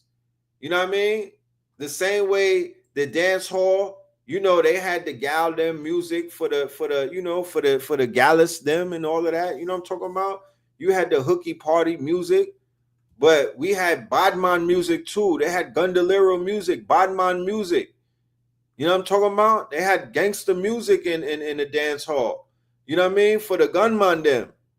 We need gunman music coming out of Africa, but not no ignorant shit. We need big talk, big boss talk, man. If it's not on Ibrahim talk, we don't want to talk it. No mafia, no mobsters, no cartel talk. And I ain't talking vibes cartel either. None of that Mexican shit. No, nigga. Pure unadulterated African warrior Zulu shit. Yeah, they need that Shaka Zulu. Shaka Zulu. One of you, I know it's an American African listening to this right now. You got your American name and all of that. My nigga, what you waiting for? We need, if you got to get the locks sewn in, nigga, I don't care. I'm not judging you. If you got to go and get the locks sewn in, if you got to get some extensions, my nigga, get them and get on your Bob Marley shit. You feel me? Get on your Baba Marley, nigga. Baba Marley, nigga. You got to swing them locks, though. Don't be a African nigga with a fade trying to turn up the revolution. I need you to get them shit sewn in and go in. Yeah, go get the Fetty Wops. Get the shits with color in them. Get the peroxide blondie shit, nigga. Go off. I just need you to go off. I need you niggas to go off, nigga. I need your women to be shea buttered up. I need to see machetes. I need mud, my nigga. I need all that. I need y'all to turn up. I'm dead ass. You know, I need y'all to dance and the dirt come up type shit. I need homie to be doing the with the legs and everything, and I need him there. It's time. It's time. You know what I'm saying? It's time, bro. We waited long enough. We are right there with you. We will remix everything that you niggas make. We'll jump on the rhythm. Whatever we gotta do, we are here. We are here. Yeah, we ready to chase them crazy ball heads. You feel me? On King David, everything depends on that right now. On King David, yeah, we need Dogon Masters coming out. You feel me? We need the red pill clone. Don't let me bring him back up. We need y'all to be tatted from head to toe in your goddamn symbols, your you know what I mean? Your Indinkra symbols from head to toe like a Mexican. The fuck? And then I heard Russia and China, when they see niggas is about that life, they gonna help out. They'll send drones. But you're gonna have to pick a side sooner than later. It's gonna get sticky in these streets. You know what I mean? All you niggas with your MAGA hats and everything, running around shellacking these people. Yeah, your time is. Yeah, you're gonna have to pick a side. You're gonna have to pick a side.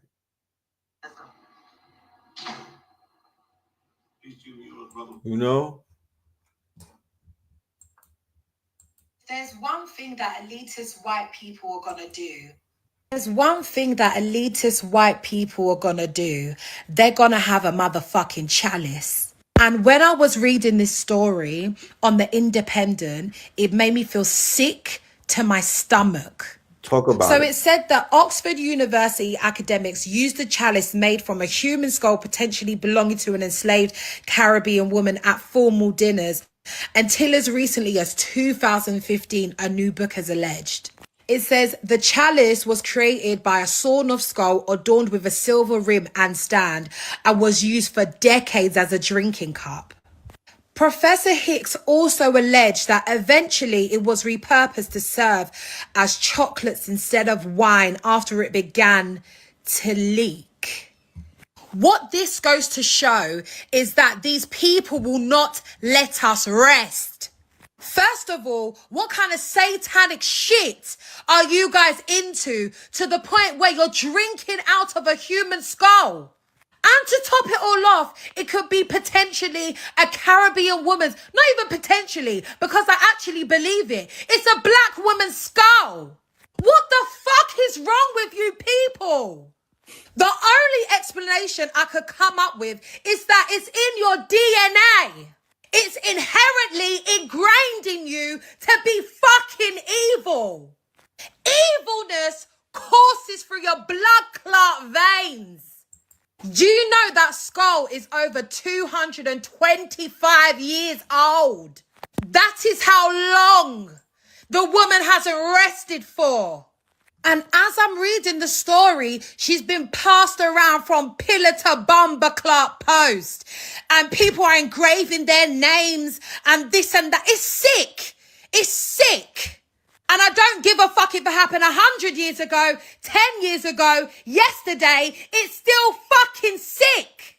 And Oxford, if you know what's good for you, you better take that woman back to the Caribbean and bury her the right way and let her rest. You don't have her sitting up in your archives talking about, oh, she's going to be sort of, you know what? I hope she haunts your bumper clot dreams. I hope she haunts those halls. I pray that she gives you nightmares and that you can't sleep until you do the right thing and bury her. You can't do this to people's lineage. You can't do this to people's ancestors. Why do we have to sit here in 2025 explaining this shit to you? What the fuck has this world come to? They done got aunties upset now. Oh, what is this I'm hearing about how France and the US want to arrest Ibrahim Traore? Are you taking the piss? Like this man didn't kick France out of his country. Like this man didn't open up 2 tomato processing plants.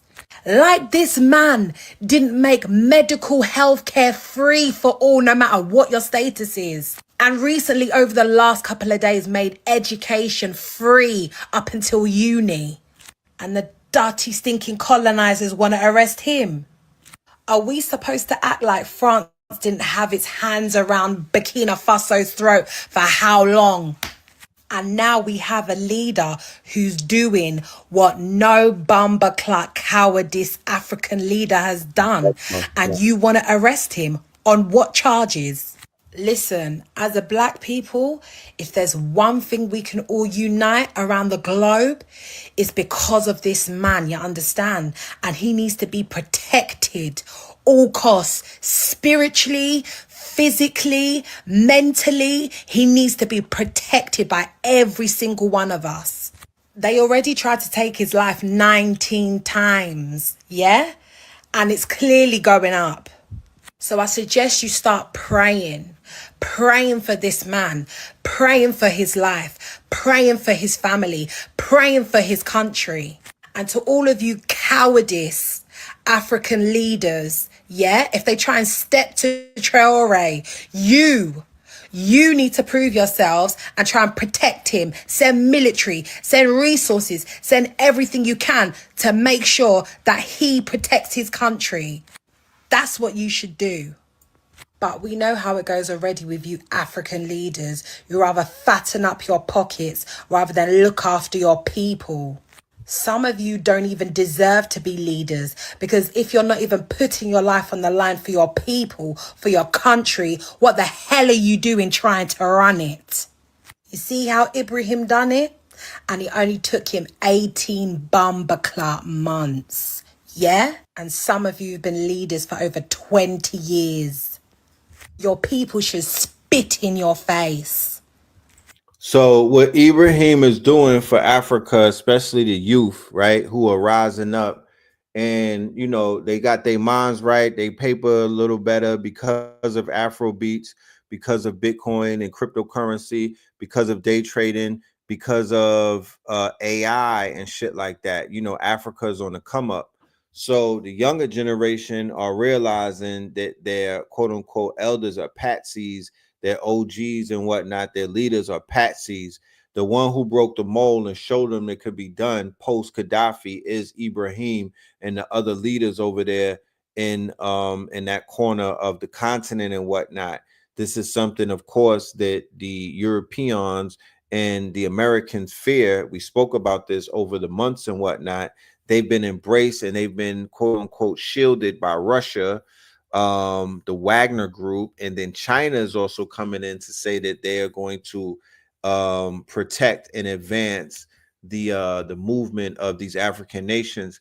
Now, what it has the potential of doing is the same type of effect that Bob Marley and the quote unquote the Black Power movement in America had when Africans began to rise up in the 60s and started gaining their independence, and they started realizing who the fuck the colonizers were. They started realizing who the problem was, who the middleman was, and they made changes. So that's something that we're going to be moving forward with the energy of the ancestors, to put the energy of the ancestors in effect to say, look, we need some changes on the continent. We need the brothers and sisters to be awakened, you know what I mean? And a very fast pace. This is the most, in my humble opinion, this is the biggest disruption on the continent in a very long time, to whereas it's creating a mind state amongst young people on that continent to be militant minded, to be quote unquote non-colonial minded, and to see themselves as quote unquote viable global citizens who deserve a better future.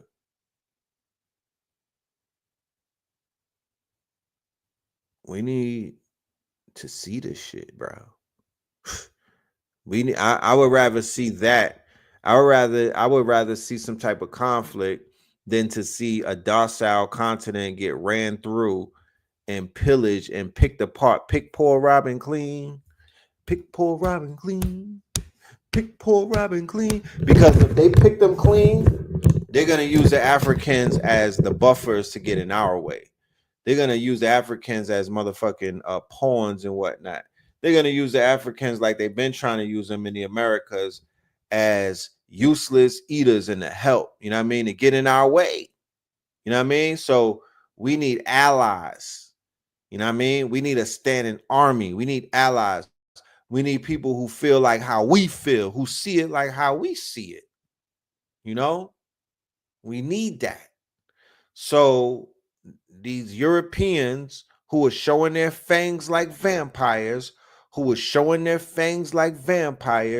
these Europeans who are showing their fangs like vampires and who are moving like vultures and who've been picking off the carcass of the continent of Mama Africa, of Al-Kibalon for far too long, yeah, them people are going to perform an exorcism on that goddamn beast, and I'm here for it.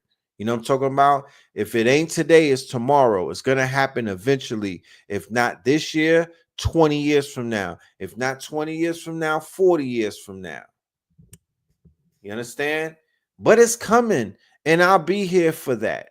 And we need to encourage our brothers and sisters to divorce fear and whatnot, because at the end of the day, the way that they got the continent set up, you niggas don't got toilets and you don't have electricity, and your electricity is not functioning, but every fucking thing that makes electricity and computers come out of your grounds and whatnot. My ninjas, I would not carry on. There's nothing to dance to anymore. There's nothing to fucking dance to. There's nothing to celebrate. I would not carry on until these people start getting packed up. We got y'all with the electricity and the water and everything. That's a no-brainer. It's people over here with skill sets. We could send a motherfucking a plane full of Mexicans and some niggas that be outside of Home Depot to fix that. We could fix that immediately. We ain't y'all got a lot of water and y'all got a lot of means for electricity, free energy. How about that? How about we tap into some Tesla shit on the continent? You know what I mean? We don't want it to go as to where you didn't have good electricity for all of this years just to pay for some new shit. Nah, y'all need free energy. Free energy. You need to tap into that. Fuck a bill type shit and build this goddamn continent out. Because if they make a move this year, they're never going to give it back. They're never going to get it back. And they're just going to use all of that power to subject us. So it's a big no for me. It's a hell no for me. Don't ever, if I see any of you niggas booting, lacing up to go over to Burkina Faso, talking about you're going to liberate the Burkina, nigga, I am going to personally skin you alive. Notice like a huge percentage of war-crazed Republican senators are secretly gay. What is that? Are they? Yeah. Like, what is that? What is the connection between... Which are the ones that are secretly gay? I don't know. The ones who are secret about it. But there is some kind of... I guess all I'm saying, I'm not being catty. I'm trying not to be catty or cruel or whatever. But I do think there's a connection to the way that you live at home, connection between the way you live at home and like the policies that you espouse and the impulses that you have and like the vision that you have for the country you lead. Like, I don't really know if you want people with like truly unsettled, dark personal lives with power. Do you? No. I mean, I even outside of the people running the country, I automatically have at least some semblance of respect for a man if, you know, he's a good husband and a good father. And you can't always tell that, but I think often you can. And those are the kinds of people I want to surround myself with. I don't want to be around people who aren't. People who have disordered personal lives. I don't really want to be around them. So if I don't want to be around them, I don't want them running the country. Yo, what is this I'm hearing? One more video. One more. I'm going to pull one more up. We could be here all day with these damn videos. Notice like a huge percentage of war-crazed Republicans. We could be here all day with these videos, man. More famous tales is the tale of Robert Johnson, who went to the crossroads.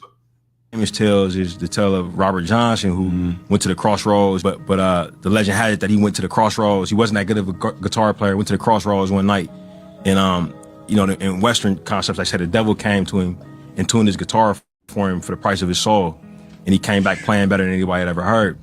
As I researched, I learned that it wasn't necessarily the devil, but it was a figure named Papa Legba, you know, who was a African deity. In the 1930s, Robert Johnson had a late-night encounter at the crossroads with an African spirit being named Papa Legba, and sold his soul in return for a supreme talent as a musician. In African spiritual traditions, the crossroads is sacred. It's not evil. It's where you go to meet spirit. In Haitian voodoo, you'd call on Papa Legba, the gatekeeper, the one who stands at the crossroads and connects you to the divine. But when these African traditions came to the Americas through enslaved people, they got twisted. As you can see, there's a need now for these stories to be told from our griots, right? There's a need now for these quote unquote stories to come to life. We need to deputize our griots, our storytellers. We need to bring back those stories. A lot of the elders who were telling these stories are no longer even alive anymore. So we need a new group of people who are storytellers. I have a hard time finding those people. I do have faith that they are still with us. I just look forward to them coming forward, right? But we need that preserved and whatnot. We got the tools like AI, and we got cameras, and we got platforms. We don't gotta wait for nobody to tell our story. As you can see, homie Ryan Coogler, he went and did his research, and then he made it a story. He turned it into a script. He don't have to put Papa Legba in the story, but he's in the story, if you understand how that works. You smell me? Yeah, Dr. Kaba Khamenei, he does a great job at preserving our history and giving it back to us in story form. And his son as well, who is assisting him, you know, with his visuals and his social. We need more of that. We need more of that. We need more of that. We need more of that. Give me a 1, anybody who is going to be in the building with us on Saturday for this monumental lecture, Saints and Sinners, that me and Blue Pill been studying all quote unquote week about. We've been in the lab, we've been sharing notes, we've been deep diving and whatnot, getting it in. Share 1 if you're going to be in the building on Saturday. I look forward to seeing y'all. And this is what I'm willing to do tonight because it's important in terms of research. I want to give everybody who gets a ticket tonight a free copy of Fear of a Black and More Messiah, right? That's the lecture that we did 2 months ago, 3/22. And a lot of the information that was dropped in that lecture can be found in the news reports that are going on right now in society. I promise you. B-Del, Al-Kibalon, me and Blue, we went ape shit 8 hours. 8 hours in this lecture. We went crazy. And we laid out a whole lot of information that's viable, not only right now, but immediately when you seen that movie, when they talked about not just vampires, but they covered a lot of ground and they talked about a lot of shit in 2 hours. I'm surprised. He layered it. He packed it like a quote unquote layered cake, right? Shout out to all of my ops. We're smoking on them.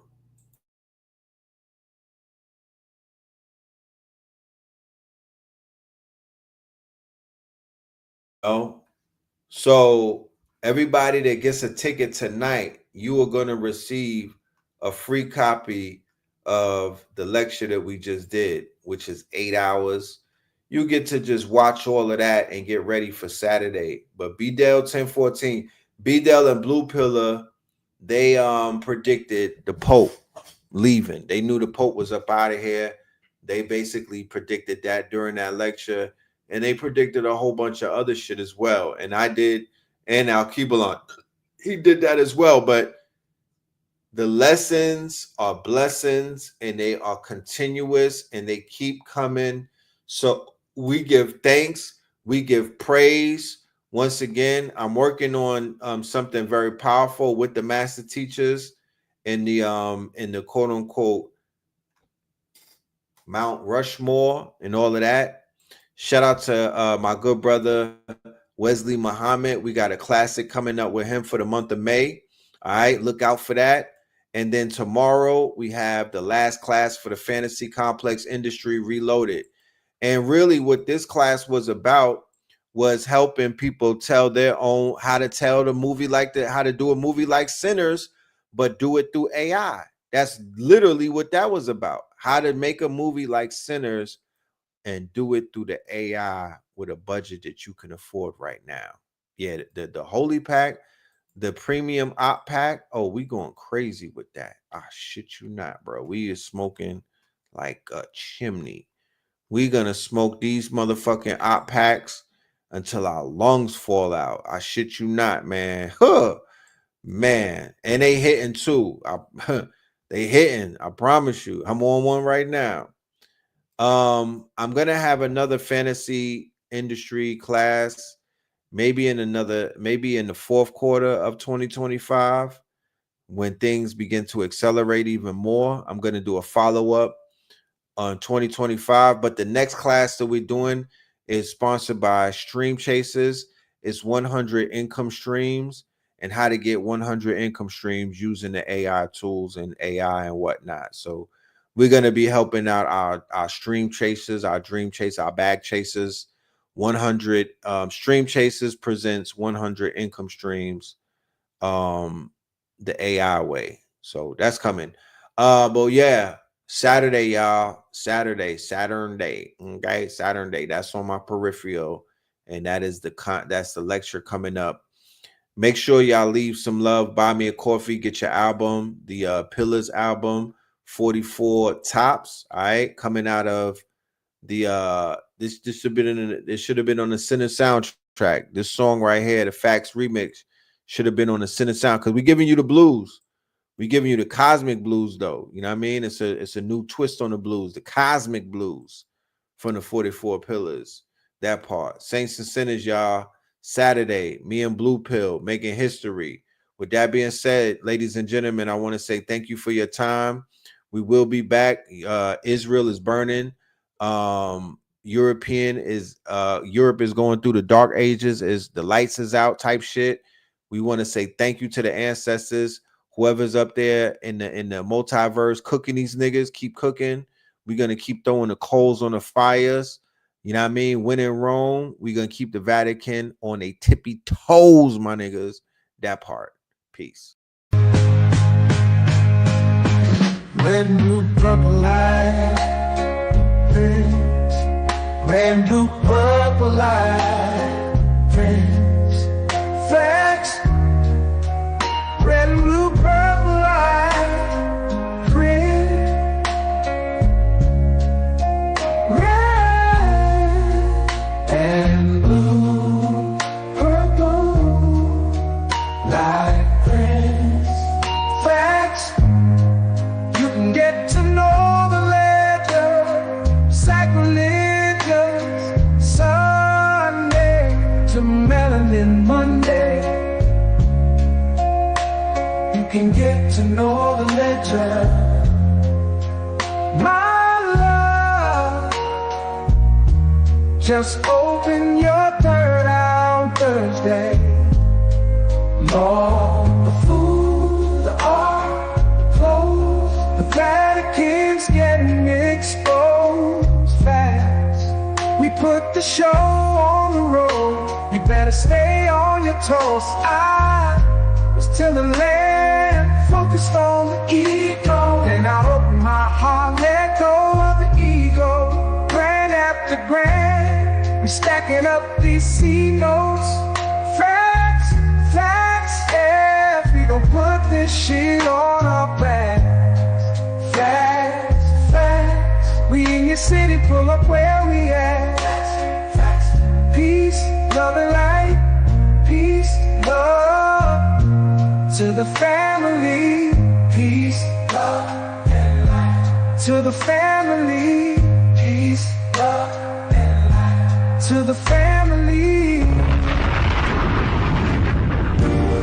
These days and time, black man, is going to be the time that you have been waiting for. You came here for a reason. Whatever pressure, whatever adversity, whatever the fuck you feel, I don't know what you feel, but whatever you may be feeling is going to push you, and it's going to provoke you, and it's either going to make you or break you, similar to how pressure busts pipes or the shit makes diamonds.